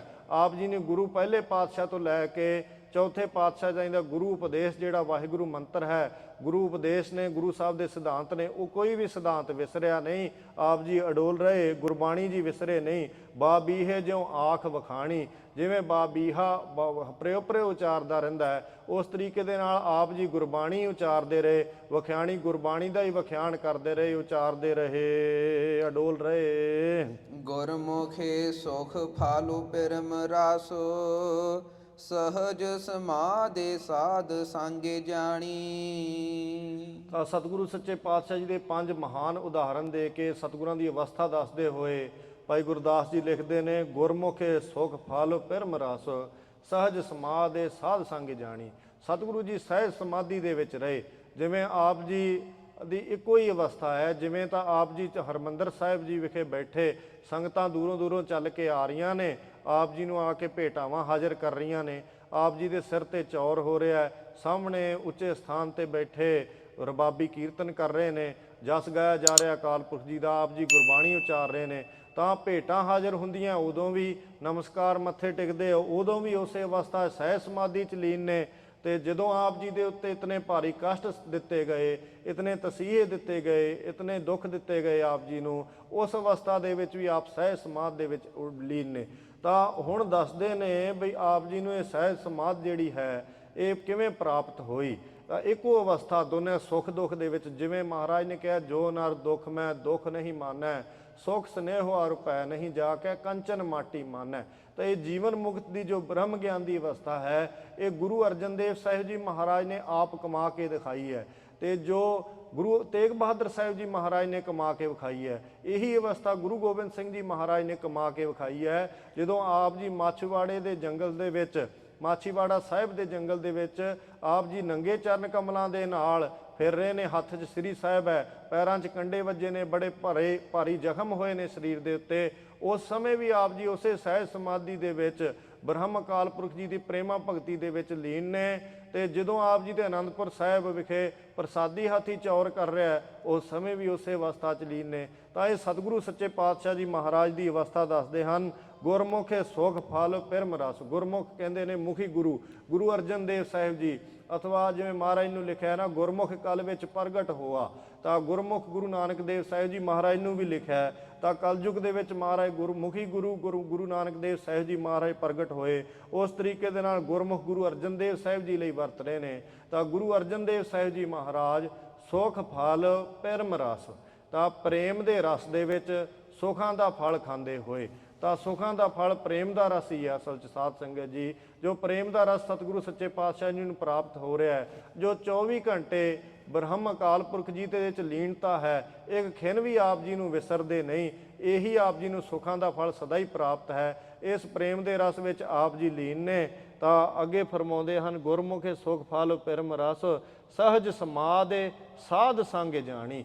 ਤਾਂ ਇਹ ਜਿਹੜੀ ਸਹਿਜ ਸਮਾਧੀ ਹੈ ਵੀ 24 ਘੰਟੇ ਇੱਕੋ ਅਵਸਥਾ ਦੇ ਵਿੱਚ ਰਹਿਣਾ, ਬ੍ਰਹਮ ਅਕਾਲ ਪੁਰਖ ਜੀ ਸਦਾ ਯਾਦ ਰਹਿਣੇ, ਵਿਸਰਨੇ ਹੀ ਨਾ, ਸਦਾ ਹੀ ਵਾਹਿਗੁਰੂ ਵਾਹਿਗੁਰੂ ਵਾਹਿਗੁਰੂ ਵਾਹਿਗੁਰੂ ਕਰਦੇ ਰਹਿਣਾ, ਤੇ ਸਦਾ ਹੀ ਵਾਹਿਗੁਰੂ ਚੇਤੇ ਰਹਿਣੇ, ਸਦਾ ਹੀ ਯਾਦ ਰਹਿਣੇ। ਇਹਦਾ ਨਾਮ ਹੀ ਸਹਿਜ ਸਮਾਧੀ ਹੈ। ਕਦੇ ਕ੍ਰੋਧ ਨੇੜੇ ਵੀ ਨਾ ਆਉਣਾ, ਹੰਕਾਰ ਨੇੜੇ ਵੀ ਨਾ ਆਉਣਾ, ਕਿਉਂਕਿ ਜਿੱਥੇ ਪ੍ਰਕਾਸ਼ ਹੈ ਉੱਥੇ ਹਨੇਰਾ ਬਿਲਕੁਲ ਹੀ ਨਹੀਂ। ਤਾਂ ਇਸ ਤਰੀਕੇ ਦੇ ਨਾਲ ਪੰਜਾਂ ਵਿਕਾਰਾਂ ਤੋਂ ਦੂਰ ਰਹਿਣਾ, ਸਦਾ ਹੀ ਪ੍ਰੇਮਾ ਭਗਤੀ 'ਚ ਲੀਨ ਰਹਿਣਾ, ਇਹ ਜੋ ਸਹਿਜ ਸਮਾਧੀ ਹੈ ਇਹ ਪ੍ਰਾਪਤ ਕਿੱਥੋਂ ਹੋਈ? ਤਾਂ ਸਤਿਗੁਰੂ ਸੱਚੇ ਪਾਤਸ਼ਾਹ ਜੀ ਦੇ ਲਈ ਭਾਈ ਗੁਰਦਾਸ ਜੀ ਫਰਮਾਉਂਦੇ ਨੇ, ਸਾਧ ਸੰਗੇ ਜਾਣੀ। ਤਾਂ ਇਹ ਸਾਧ ਸੰਗਤ ਦੇ ਵਿੱਚੋਂ, ਜਿਹਨੂੰ ਕਿਹਾ ਸਾਧ ਸੰਗੇ ਨਾਨਕ ਜਾ ਸੁਗਾਇਓ, ਜੋ ਪ੍ਰਭ ਕੀ ਆਤੇ ਪਿਆਰੀ। ਤਾਂ ਪ੍ਰਭੂ ਗੁਰੂ ਰਾਮਦਾਸ ਜੀ ਦੀ ਅਤੀ ਪਿਆਰੀ ਸਾਧ ਸੰਗਤ 'ਚ ਰਹਿ ਕੇ ਗੁਰੂ ਅਰਜਨ ਦੇਵ ਸਾਹਿਬ ਜੀ ਮਹਾਰਾਜ ਜੀ ਨੇ ਇਹ ਜੋ ਸਹਿਜ ਸਮਾਧੀ ਹੈ ਜਾਣੀ ਹੈ, ਸਾਧ ਸੰਗਤ 'ਚੋਂ ਪ੍ਰਾਪਤ ਹੁੰਦੀ ਹੈ। ਤਾਂ ਆਪਣੇ ਲਈ ਵੀ ਉਪਦੇਸ਼ ਹੈ ਸਾਧ ਸੰਗਤ ਜੀ ਵੀ, ਪੰਜਵੇਂ ਪਾਤਸ਼ਾਹ ਨੇ ਇਹ ਸ਼ਹਾਦਤ ਦਿੱਤੀ ਹੈ। ਇਹ ਅਵਸਥਾ ਮਹਾਰਾਜ ਨੂੰ ਪ੍ਰਾਪਤ ਕਿੱਥੋਂ ਹੋਈ? ਇਹ ਆਪ ਜੀ ਨੂੰ ਪ੍ਰਾਪਤ ਹੋਈ ਸਾਧ ਸੰਗਤ 'ਚੋਂ। ਤਾਂ ਇਸ ਕਰਕੇ ਜੇ ਆਪਾਂ ਸਾਧ ਸੰਗਤ ਕਰਾਂਗੇ, ਸਾਧ ਸੰਗਤ 'ਚ ਇਕੱਠੇ ਬੈਠ ਕੇ ਜਸ ਗਾਵਾਂਗੇ, ਮਿਲ ਕੇ ਇੱਕ ਸਿੱਖ ਦੋਏ ਸਾਧ ਸੰਗਤ। ਭਾਈ ਗੁਰਦਾਸ ਜੀ ਨੇ ਫਰਮਾਇਆ, ਇੱਕ ਸਿੱਖ ਹੈ, ਦੋ ਜਾਣੇ ਜਦੋਂ ਇਕੱਠੇ ਮਿਲ ਕੇ ਗੁਰਬਾਣੀ ਜਪਣ ਲੱਗ ਜਾਣ ਤਾਂ ਉਹ ਸਾਧ ਸੰਗਤ ਬਣ ਜਾਂਦੀ ਹੈ। ਤਾਂ ਪੰਜੀ ਪਰਮੇਸ਼ਰ, ਪੰਜਾਂ ਥਾਂ ਪੰਜ, ਇੱਥੋਂ ਪੰਜ ਮਿਲ ਕੇ ਜਪਣ ਲੱਗ ਜਾਣ ਉਦੋਂ ਤਾਂ ਪਰਮੇਸ਼ਰ ਅਕਾਲ ਪੁਰਖ ਜੀ ਦਾ ਹੀ ਰੂਪ ਹੋ ਜਾਂਦੇ ਨੇ। ਤਾਂ ਇਸ ਤਰੀਕੇ ਦੇ ਨਾਲ ਸਾਧ ਸੰਗਤ ਜੀ ਅਕਾਲ ਪੁਰਖ ਪਰਮੇਸ਼ਰ ਜੀ ਦੀ ਜੋ ਸਹਿਜ ਸਮਾਧੀ ਹੈ, 24 ਘੰਟੇ ਬ੍ਰਹਮ ਅਕਾਲ ਪੁਰਖ ਜੀ 'ਚ ਲੀਨਤਾ, ਜੋ ਗੁਰੂ ਅਰਜਨ ਦੇਵ ਜੀ ਮਹਾਰਾਜ ਜੀ ਦੀ ਅਵਸਥਾ ਹੈ, ਇਹ ਪ੍ਰਾਪਤ ਕਿੱਥੋਂ ਹੁੰਦੀ ਹੈ? ਸਾਧ ਸੰਗੇ ਜਾਣੀ। ਇਹ ਸਾਧ ਸੰਗਤ 'ਚੋਂ ਜਾਣੀ ਦੀ ਹੈ। ਤਾਂ ਸਦਾ ਸਾਧ ਸੰਗਤ ਕਰਿਆ ਕਰੀਏ। ਗੁਰ ਅਰਜਨ ਵਿਟਹੁ ਕੁਰਬਾਣੀ। ਤਾਂ ਇਹਨੇ ਸਾਰੇ ਉਦਾਹਰਨ ਦੇ ਕੇ ਆਪ ਜੀ ਕਹਿੰਦੇ ਨੇ, ਗੁਰ ਅਰਜਨ ਸਤਿਗੁਰੂ ਗੁਰੂ ਅਰਜਨ ਦੇਵ ਜੀ ਮਹਾਰਾਜ ਜਿਨ੍ਹਾਂ ਨੇ ਅਡੋਲ ਰਹਿ ਕੇ ਸ਼ਹੀਦੀ ਦਿੱਤੀ, ਆਪ ਜੀ ਨੇ ਗੁਰਬਾਣੀ 'ਚ ਤਬਦੀਲੀ ਲਈ ਨਹੀਂ ਮੰਨਿਆ, ਗੁਰਬਾਣੀ ਆਪਣੇ ਕੰਨਾਂ 'ਚ ਲਾਉਣ ਲਈ, ਆਪਾਂ ਨੂੰ ਇਉਂ ਦੀ ਇਉਂ ਹੀ ਗੁਰਬਾਣੀ ਬਖਸ਼ਣ ਲਈ ਆਪ ਜੀ ਨੇ ਆਪਣਾ ਤਨ ਵੀ ਨਹੀਂ ਰੱਖਿਆ। ਤਤੀ ਤਵੀ ਤੇ ਖੜੇ ਹੋਏ, ਇਤਨੇ ਤਸੀਹੇ ਸਹਾਰੇ, ਉਬਲਦੀ ਦੇਗ ਵਿੱਚ ਚੌਂਕੜਾ ਲਾਇਆ। ਕਿਸੇ ਦਾ ਸਾਧ ਸੰਗਤ ਜੀ ਹੱਥ ਵੀ ਤੱਤੇ ਤਵੇ ਨੂੰ ਲੱਗ ਜਾਏ ਤੇ ਉਹ 10 ਵਾਰੀ ਪਛਤਾਉਂਦਾ ਹੈ। ਤੇ ਪਰ ਸੱਚੇ ਪਾਤਸ਼ਾਹ ਜੀ ਉੱਤੇ ਬੈਠ ਰਹੇ ਨੇ, ਚੌਂਕੜਾ ਲਾ ਰਹੇ ਨੇ। ਕਿਸ ਕਰਕੇ ਲਾ ਰਹੇ ਨੇ? ਤਾਂ ਕਿ ਆਪਾਂ ਨੂੰ ਸ੍ਰੀ ਗੁਰੂ ਗ੍ਰੰਥ ਸਾਹਿਬ ਜੀ ਦੇ ਗੁਰਬਾਣੀ ਜੀ ਪ੍ਰਾਪਤ ਹੋ ਜਾਣ ਨਿਰੋਲ, ਉਸੇ ਤਰੀਕੇ ਨਾਲ ਹੀ ਜਿਵੇਂ ਮਹਾਰਾਜ ਨੇ ਬਖਸ਼ਿਸ਼ ਕੀਤੀ ਹੈ। ਤਾਂ ਫਿਰ ਵੀ ਆਪਾਂ ਗੁਰਬਾਣੀ ਨਾ ਪੜ੍ਹੀਏ, ਗੁਰਬਾਣੀ ਨਾ ਸੁਣੀਏ ਤਾਂ ਕਿੱਡੀ ਮਾੜੀ ਗੱਲ ਹੈ ਸਾਧ ਸੰਗਤ ਜੀ। ਇਸ ਵਾਸਤੇ ਚਾਹੀਦਾ ਹੈ ਗੁਰੂ ਅਰਜਨ ਦੇਵ ਸਾਹਿਬ ਜੀ ਮਹਾਰਾਜ ਜੀ ਨੂੰ ਸ਼ਹੀਦੀ ਨੂੰ ਨਮਸਕਾਰ ਕਰਨ ਲਈ, ਮਹਾਰਾਜ ਦੀ ਸ਼ਹੀਦੀ ਨੂੰ ਯਾਦ ਕਰਨ ਲਈ ਆਪਾਂ ਸਤਿਗੁਰਾਂ ਦੇ ਜੋ ਜਪਜੀ ਸਾਹਿਬ ਦਾ ਪਾਠ ਨਹੀਂ ਨੇਮ ਨਾਲ ਕਰਦੇ, ਜਿਨ੍ਹਾਂ ਦਾ ਪਾਠ ਛੁੱਟ ਜਾਂਦਾ ਹੈ, ਉਹ ਸ੍ਰੀ ਜਪਜੀ ਸਾਹਿਬ ਦਾ ਪਾਠ ਕਰਿਆ ਕਰਨ। ਜੋ ਸ੍ਰੀ ਸੁਖਮਨੀ ਸਾਹਿਬ ਦਾ ਪਾਠ ਨੇਮ ਨਾਲ ਨਹੀਂ ਕਰਦੇ, ਉਹ ਸ੍ਰੀ ਸੁਖਮਨੀ ਸਾਹਿਬ ਦਾ ਪਾਠ ਕਰਿਆ ਕਰਨ। ਵੱਧ ਤੋਂ ਵੱਧ ਨਿਤਨੇਮ ਤੋਂ ਇਲਾਵਾ ਵੀ ਵੱਧ ਤੋਂ ਵੱਧ ਗੁਰਬਾਣੀ ਪੜ੍ਹਿਆ ਕਰੀਏ, ਤਾਂ ਕਿ ਸਤਿਗੁਰਾਂ ਦੀ ਸ਼ਹਾਦਤ ਜਿਹੜੀ ਹੈ ਸਦਾ ਹੀ ਯਾਦ ਰਵੇ। ਨੇਤਾ ਪ੍ਰਤੀ ਜਪਿਆ ਕਰੀਏ, ਗੁਰ ਅਰਜਨ ਵਿਟਹੁ ਕੁਰਬਾਣੀ, ਗੁਰ ਅਰਜਨ ਵਿਟਹੁ ਕੁਰਬਾਣੀ। ਇਹ ਪੌੜੀ ਦਾ ਜਾਪ ਕਰਿਆ ਕਰੀਏ, ਇਹਨੂੰ ਅਰਥਾਂ ਸਹਿਤ ਯਾਦ ਕਰ ਲਈਏ, ਕੰਠ ਕਰਕੇ ਜਪਦੇ ਰਹੀਏ। ਦਿਨ 'ਚ ਘੱਟੋ ਘੱਟ ਇੱਕ ਵਾਰੀ ਤਾਂ ਜਪੀਏ, ਬਹੁਤੇ ਵਾਰੀ ਜਪੀਏ, ਉਹਨਾਂ ਲਾਹਾ ਹੈ। ਤਾਂ ਗੁਰੂ ਇੰਨੀ ਸਾਰੇ ਉਦਾਹਰਨ ਦੇ ਕੇ, 5 ਉਦਾਹਰਨ ਦੇ ਕੇ, ਪਹਿਲਾ ਆਪ ਜੀ ਨੇ ਉਦਾਹਰਨ ਦਿੱਤਾ ਮੱਛ ਦਾ, ਜਿਵੇਂ ਮੀਨ ਮੱਛ ਦਰਿਆ ਦੇ ਵਿੱਚ ਨਿਰਬਾਣੀ ਦੁੱਖਾਂ ਤੋਂ ਰਹਿਤ ਹੋ ਕੇ ਪ੍ਰੇਮ ਸਹਿਤ ਰਹਿੰਦੇ ਨੇ। ਦੂਜਾ ਉਸੇ ਤਰੀਕੇ ਨਾਲ ਗੁਰੂ ਸਾਹਿਬ ਅਡੋਲ ਰਹੇ। ਦੂਜਾ ਉਦਾਹਰਨ ਆਪ ਜੀ ਨੇ ਦਿੱਤਾ ਮਿਰਗ ਦਾ, ਜਿਵੇਂ ਪਤੰਗੇ ਦਾ। ਤਾਂ ਪਤੰਗੇ ਦਾ ਉਦਾਹਰਨ, ਜਿਵੇਂ ਪਤੰਗਾ ਆਪਣੀ ਜੋਤ, ਆਪਣੀ ਜਿਹੜੀ ਸ਼ਮਾ ਬਲਦੀ ਹੁੰਦੀ ਹੈ, ਜੋ ਲਾਈਟ ਦੀ ਜੋਤ ਹੁੰਦੀ ਹੈ, ਤਾਂ ਉਹਦੇ ਵਿੱਚ ਆਪਣੀ ਜੋਤ ਲੀਨ ਕਰ ਦਿੰਦਾ ਹੈ। ਪਤੰਗੇ ਨਿਰਭੈ ਹੋ ਕੇ ਆਪਣੀ ਜਾਨ ਦੀ ਪਰਵਾਹ ਨਾ ਕਰਦਿਆਂ ਆਪਣਾ ਆਪ ਕੁਰਬਾਨ ਕਰ ਦਿੰਦਾ ਹੈ। ਉਸ ਤਰੀਕੇ ਨਾਲ ਗੁਰੂ ਅਰਜਨ ਦੇਵ ਸਾਹਿਬ ਜੀ ਮਹਾਰਾਜ ਨੇ ਸ਼ਹਾਦਤ ਦਿੱਤੀ ਸਰਬੱਤ ਦੇ ਭਲੇ ਲਈ, ਗੁਰਬਾਣੀ ਸਿੱਖੀ ਨੂੰ ਜੁਗ ਜੁਗ ਅਟਲ ਕਰਨ ਲਈ। ਤੀਜੇ ਰੂਪ ਦੇ ਵਿੱਚ ਉਦਾਹਰਨ ਆਪ ਜੀ ਨੇ ਦਿੱਤਾ ਮਿਰਗ ਦਾ। ਮਿਰਗ ਭਾਵ ਹਿਰਨ ਦਾ। ਜਿਵੇਂ ਹਿਰਨ ਸਨਮੁਖ ਰਹਿੰਦਾ ਹੈ, ਤੀਰ ਸਹਾਰਦਾ, ਸ਼ਿਕਾਰੀ ਦੇ ਤੀਰਾਂ ਦੀ ਪਰਵਾਹ ਨਾ ਕਰਦਾ, ਫਿਰ ਵੀ ਘੰਡੇ ਹੇੜੇ ਦੇ ਸ਼ਬਦ ਕਨੀ ਖਿੱਚਿਆ ਤੁਰਿਆ ਜਾਂਦਾ ਹੈ। ਉਸ ਤਰੀਕੇ ਨਾਲ ਗੁਰਬਾਣੀ ਦੇ ਸ਼ਬਦ ਦੇ ਨਾਲ ਲੀਨ ਆਪ ਜੀ ਦੀ ਸੁਰਤ ਸਦਾ ਲੀਨ ਰਹੀ, ਸਨਮੁਖ ਰਹੀ। ਆਪ ਜੀ ਨੇ ਸ਼ਹੀਦੀ ਦਿੱਤੀ, ਸ਼ਹੀਦੀ ਦੇਣ ਤੋਂ ਆਪ ਜੀ ਟਲੇ ਨਹੀਂ, ਚਾਹੇ ਜਿੰਨੇ ਮਰਜ਼ੀ ਕਸ਼ਟ ਹੋਏ ਆਪ ਜੀ ਨੇ ਪਰਵਾਹ ਨਾ ਕੀਤੀ। ਚੌਥੇ ਰੂਪ ਦੇ ਵਿੱਚ ਉਦਾਹਰਨ ਸਤਿਗੁਰੂ ਸੱਚੇ ਪਾਤਸ਼ਾਹ ਲਈ ਆਪ ਜੀ ਨੇ ਵਰਤਿਆ ਹੈ, ਜਿਵੇਂ ਕਮਲ ਭਵਰਾ ਹੁੰਦਾ ਹੈ, ਤਾਂ ਉਹ ਕਮਲ ਦੇ ਉੱਤੇ ਆਪਣੀ ਜਾਨ ਦੀ ਨਾ ਪਰਵਾਹ ਕਰਦਾ, ਸਦਾ ਹੀ ਸੁਗੰਧੀ ਲੈਂਦਾ ਰਹਿੰਦਾ, ਖੁਸ਼ਬੂ ਲੈਂਦਾ ਰਹਿੰਦਾ। ਉਸ ਤਰੀਕੇ ਨਾਲ ਗੁਰੂ ਅਰਜਨ ਦੇਵ ਸਾਹਿਬ ਜੀ ਮਹਾਰਾਜ ਨੇ ਆਪਣੇ ਤਨ ਦੀ ਪਰਵਾਹ ਨਹੀਂ ਕੀਤੀ, ਆਪਣੇ ਸਰੀਰ ਦੀ ਪਰਵਾਹ ਨਹੀਂ ਕੀਤੀ। ਆਪ ਜੀ ਨੂੰ ਉਬਲਦੀ ਦੇਗ ਵਿੱਚ ਚੌਂਕੜਾ ਲਾਇਆ, ਤਤੀ ਤਵੀ ਤੇ ਖੜੇ ਆਪ ਜੀ ਨੇ ਬਲ ਦਾ ਰੇਤਾ ਸੀਸ ਤੇ ਪਵਾਇਆ। ਫਿਰ ਵੀ ਆਪ ਜੀ ਨੇ ਦੂਜੀ ਗੱਲ ਚਿੱਤ ਨਹੀਂ ਲਿਆਂਦੀ, ਸੁਖ ਸੰਪਟ ਵਿੱਚ ਰਹਿਣ ਵਿਹਾਣੀ। ਚਾਹੇ ਰਾਤ ਤਾਂ ਬੜੀ ਭਾਰੀ ਕਸ਼ਟਾਂ ਵਾਲੀ ਸੀ, ਪਰ ਫਿਰ ਵੀ ਲਿਖਦੇ ਸੁਖ ਸੰਪਟ ਵਿੱਚ ਰਹਿਣ ਵਿਹਾਣੀ। ਸੁੱਖਾਂ ਦੇ ਡੱਬੇ ਦੇ ਵਿੱਚ, ਸਹਿਜ ਸਮਾਧੀ ਦੇ ਵਿੱਚ, ਇੱਕ ਰਸ ਇੱਕੋ ਹੀ ਅਵਸਥਾ ਦੇ ਵਿੱਚ ਆਪ ਜੀ ਨੇ ਰਾਤ ਬਤੀਤ ਕਰਤੀ। ਤਾਂ ਐਸੇ ਸਤਿਗੁਰਾਂ ਲਈ ਫਿਰ 5ਵਾਂ ਉਦਾਹਰਨ ਵਰਤਿਆ ਬਾਬੀਹੇ ਵਾਂਗ। ਜਿਵੇਂ ਬਾਬੀਹਾ ਸਵੰਤੀ ਬੂੰਗ ਲਈ ਪ੍ਰਿਓ ਟੇਰਦਾ ਰਹਿੰਦਾ, ਸਦਾ ਹੀ ਜਪਦਾ ਰਹਿੰਦਾ। ਉਸ ਤਰੀਕੇ ਨਾਲ ਚਾਹੇ ਇਤਨੇ ਭਾਰੀ ਕਸ਼ਟ ਸੀ ਸਤਿਗੁਰੂ ਸੱਚੇ ਪਾਤਸ਼ਾਹ ਨੂੰ ਦਿੱਤੇ ਗਏ, ਪਰ ਸਤਿਗੁਰਾਂ ਨੇ ਫਿਰ ਵੀ ਕੋਈ ਦੂਜੀ ਗੱਲ ਚਿੱਤ 'ਚ ਨਹੀਂ ਲਿਆਂਦੀ, ਆਪ ਜੀ ਗੁਰਬਾਣੀ ਉਚਾਰਦੇ ਰਹੇ। ਤਾਂ ਉਸ ਅਵਸਥਾ ਦੇ ਵਿੱਚ ਵੀ ਸਤਿਗੁਰੂ ਗੁਰਬਾਣੀ ਉਚਾਰਦੇ ਹੈ। ਆਪਾਂ ਚੰਗੇ ਭਲੇ ਨਾ ਗੁਰਬਾਣੀ ਪੜ੍ਹ ਸਕੀਏ ਤਾਂ ਚੰਗੇ ਭਲੇ ਦਿਨ ਵੈਸੇ ਹੀ ਬਤੀਤ ਕਰੀ ਜਾਈਏ, ਖਾ ਲਈਏ ਪੀ ਲਈਏ, ਖਾਣਾ ਪੀਣਾ ਹੱਸਣਾ ਸੌਣਾ ਵਿਸਰ ਗਿਆ ਹੈ ਮਰਨਾ ਚੇਤੇ ਨਹੀਂ, ਬਾਕੀ ਸਾਰੇ ਕੰਮ ਚੇਤੇ ਹੈ। ਤਾਂ ਹੱਸੀ ਜਾਈਏ ਖੇਡੀ ਜਾਈਏ, ਪਰ ਗੁਰਬਾਣੀ ਨਾ ਪੜ੍ਹੀਏ। ਉਸ ਸਮੇਂ ਵੀ ਸਤਿਗੁਰੂ ਗੁਰਬਾਣੀ ਪੜ੍ਹ ਰਹੇ ਨੇ। ਤਾਂ ਆਪਾਂ ਨੂੰ ਚਾਹੀਦਾ ਸਾਧ ਸੰਗਤ ਜੀ ਸਤਿਗੁਰਾਂ ਦੀ ਸ਼ਹਾਦਤ ਤੋਂ ਪ੍ਰੇਰਨਾ ਲਈਏ, ਗੁਰੂ ਸਾਹਿਬ ਦੀ ਸ਼ਹਾਦਤ ਨੂੰ ਨਮਸਕਾਰ ਕਰਨ ਲਈ ਗੁਰਬਾਣੀ ਜੀ ਪੜ੍ਹਨ ਲੱਗੀਏ। ਤਾਂ ਫਿਰ ਇਹ ਸਾਰੀ ਅਵਸਥਾ ਲਿਖਦੇ ਹੋਏ ਆਪ ਜੀ ਕਹਿੰਦੇ ਗੁਰ ਅਰਜਨ ਵਿਟਹੁ ਕੁਰਬਾਣੀ। ਗੁਰ ਅਰਜਨ ਤੋਂ ਸਦਾ ਹੀ, ਗੁਰੂ ਅਰਜਨ ਦੇਵ ਜੀ ਮਹਾਰਾਜ ਤੋਂ, ਵਿਟਹੁ ਤੋਂ ਸਦਾ ਹੀ ਕੁਰਬਾਨੀ, ਤਨ ਮਨ ਧਨ ਕਰਕੇ ਸਦਾ ਹੀ ਕੁਰਬਾਨ ਹੈ ਗੁਰੂ ਅਰਜਨ ਦੇਵ ਸਾਹਿਬ ਜੀ ਮਹਾਰਾਜ ਨੇ, ਜਿਨ੍ਹਾਂ ਨੇ ਲਾਸਾਨੀ, ਜਿਨ੍ਹਾਂ ਵਰਗੀ ਹੋਰ ਕੋਈ ਸ਼ਹਾਦਤ ਜਹਾਨ ਤੇ ਨਹੀਂ ਹੋਈ। ਜਦੋਂ ਮੌਕਾ ਵੀ ਹੋਵੇ ਆਪ ਜੀ ਆਪ ਚੱਲ ਕੇ ਜਾ ਰਹੇ ਨੇ ਸ਼ਹਾਦਤ ਦੇਣ ਲਈ। ਆਪ ਜੀ ਧਨ ਦੇ ਕੇ ਛੁੱਟ ਵੀ ਸਕਦੇ ਨੇ, ਫਿਰ ਵੀ ਆਪ ਜੀ ਅਡੋਲ ਰਹਿ ਕੇ ਸ਼ਹਾਦਤ ਦੇ ਰਹੇ ਨੇ, ਇਤਨੇ ਤਸੀਹੇ ਸਹਾਰੇ ਨੇ। ਤਾਂ ਗੁਰੂ ਅਰਜਨ ਦੇਵ ਜੀ ਮਹਾਰਾਜ ਜੀ ਨੂੰ ਸ਼ਹਾਦਤ ਨੂੰ ਬਾਰ-ਬਾਰ ਪ੍ਰਣਾਮ, ਸੀਸ ਝੁਕਾ ਕੇ ਸਤਿਗੁਰਾਂ ਨੂੰ ਨਮਸਕਾਰ ਕਰੀਏ। ਸ਼ਹਾਦਤ ਨੂੰ, ਸਤਿਗੁਰਾਂ ਜੀ ਨੂੰ, ਐਸੀ ਮਹਾਨ ਸ਼ਹਾਦਤ ਨੂੰ ਸਦਾ ਯਾਦ ਕਰਦੇ ਰਹੀਏ। ਨਿਤਾ ਪ੍ਰਤੀ ਇਹ ਪੌੜੀ ਦਾ ਪਾਠ ਕਰਕੇ ਜਪੀਏ। ਹੁਣ ਅਖੀਰਲੀਆਂ ਤੁਕਾਂ ਪੜ੍ਹ ਕੇ ਸਮਾਪਤੀ ਹੈ ਜੀ। ਤਾਂ ਇੱਕ ਵਾਰੀ ਸਤਿਗੁਰੂ ਸੱਚੇ ਪਾਤਸ਼ਾਹ ਜੀ ਨੂੰ ਯਾਦ ਕਰਦੇ ਹੋਏ ਸਾਰੇ ਜਪੀਏ।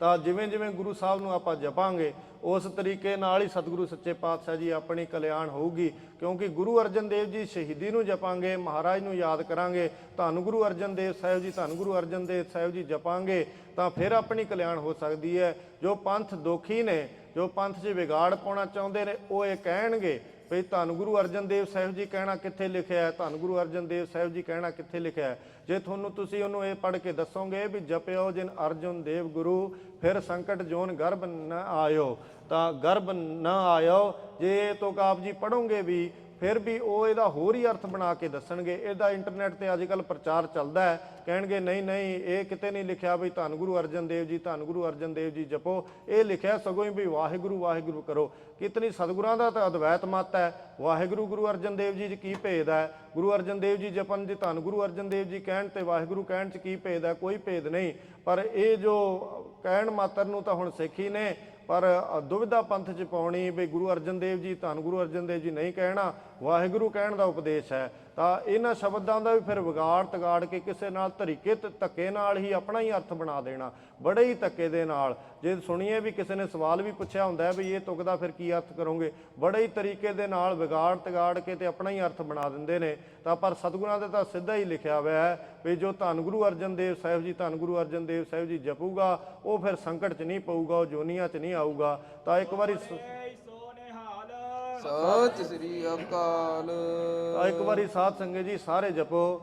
ਜਪਿਓ ਜਿਨ ਅਰਜੁਨ ਦੇਵ ਗੁਰੂ, ਜਪਿਓ ਜਿਨ ਅਰਜੁਨ ਦੇਵ ਗੁਰੂ, ਜਪਿਓ ਜਿਨ ਅਰਜੁਨ ਦੇਵ ਗੁਰੂ, ਜਪਿਓ ਜਿਨ ਅਰਜੁਨ ਦੇਵ ਗੁਰੂ। ਫਿਰ ਸੰਕਟ ਜੋਨ ਗਰਭ ਨ ਆਇਓ, ਫਿਰ ਸੰਕਟ ਜੋਨ ਗਰਭ ਨ ਆਇਓ, ਫਿਰ ਸੰਕਟ ਜੋਨ ਗਰਭ ਨ ਆਇਓ, ਫਿਰ ਸੰਕਟ ਜੋਨ ਗਰਭ ਨ ਆਇਓ। ਜਪਿਓ ਜਿਨ ਅਰਜੁਨ ਦੇਵ ਗੁਰੂ, ਜਪਿਓ ਜਿਨ ਅਰਜੁਨ ਦੇਵ ਗੁਰੂ, ਜਪਿਓ ਜਿਨ ਅਰਜੁਨ ਦੇਵ ਗੁਰੂ, ਜਪਿਓ ਜਿਨ ਅਰਜੁਨ ਦੇਵ ਗੁਰੂ, ਜਪਿਓ ਜਿਨ ਅਰਜੁਨ ਦੇਵ ਗੁਰੂ, ਜਪਿਓ ਜਿਨ ਅਰਜੁਨ ਦੇਵ ਗੁਰੂ, ਜਪਿਓ ਜਿਨ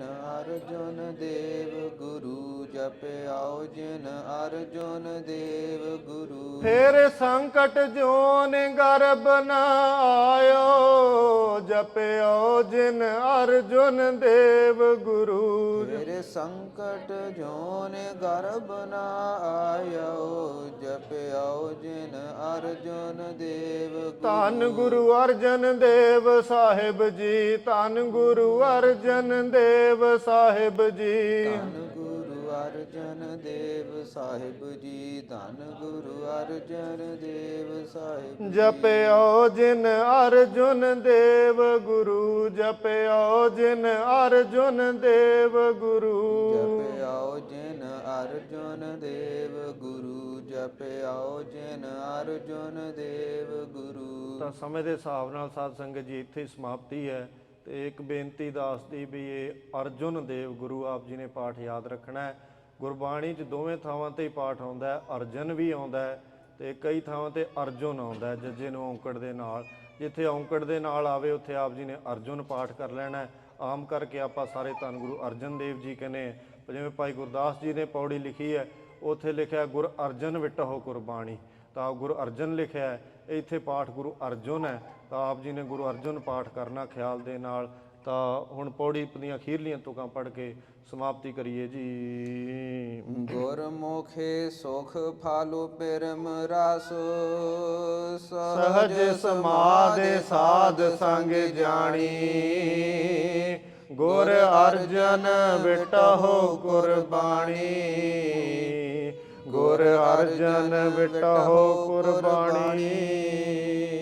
ਵਾਹਿਗੁਰੂ ਜੀ ਕਾ ਖਾਲਸਾ, ਵਾਹਿਗੁਰੂ ਜੀ ਕੀ ਫਤਿਹ। ਜੈਕਾਰਾ ਗਜਾਵੇ ਨਿਹਾਲ ਹੋ ਜਾਵੇ। ਧੰਨ ਧੰਨ ਸ੍ਰੀ ਗੁਰੂ ਅਰਜਨ ਦੇਵ ਸਾਹਿਬ ਮਹਾਰਾਜ ਜੀਆਂ ਦੇ ਪਾਵਨ ਚਰਨਾਂ ਨੂੰ ਭਾਵੇ। ਸਤਿ ਸ੍ਰੀ ਅਕਾਲ। To learn more, please visit gursevak.com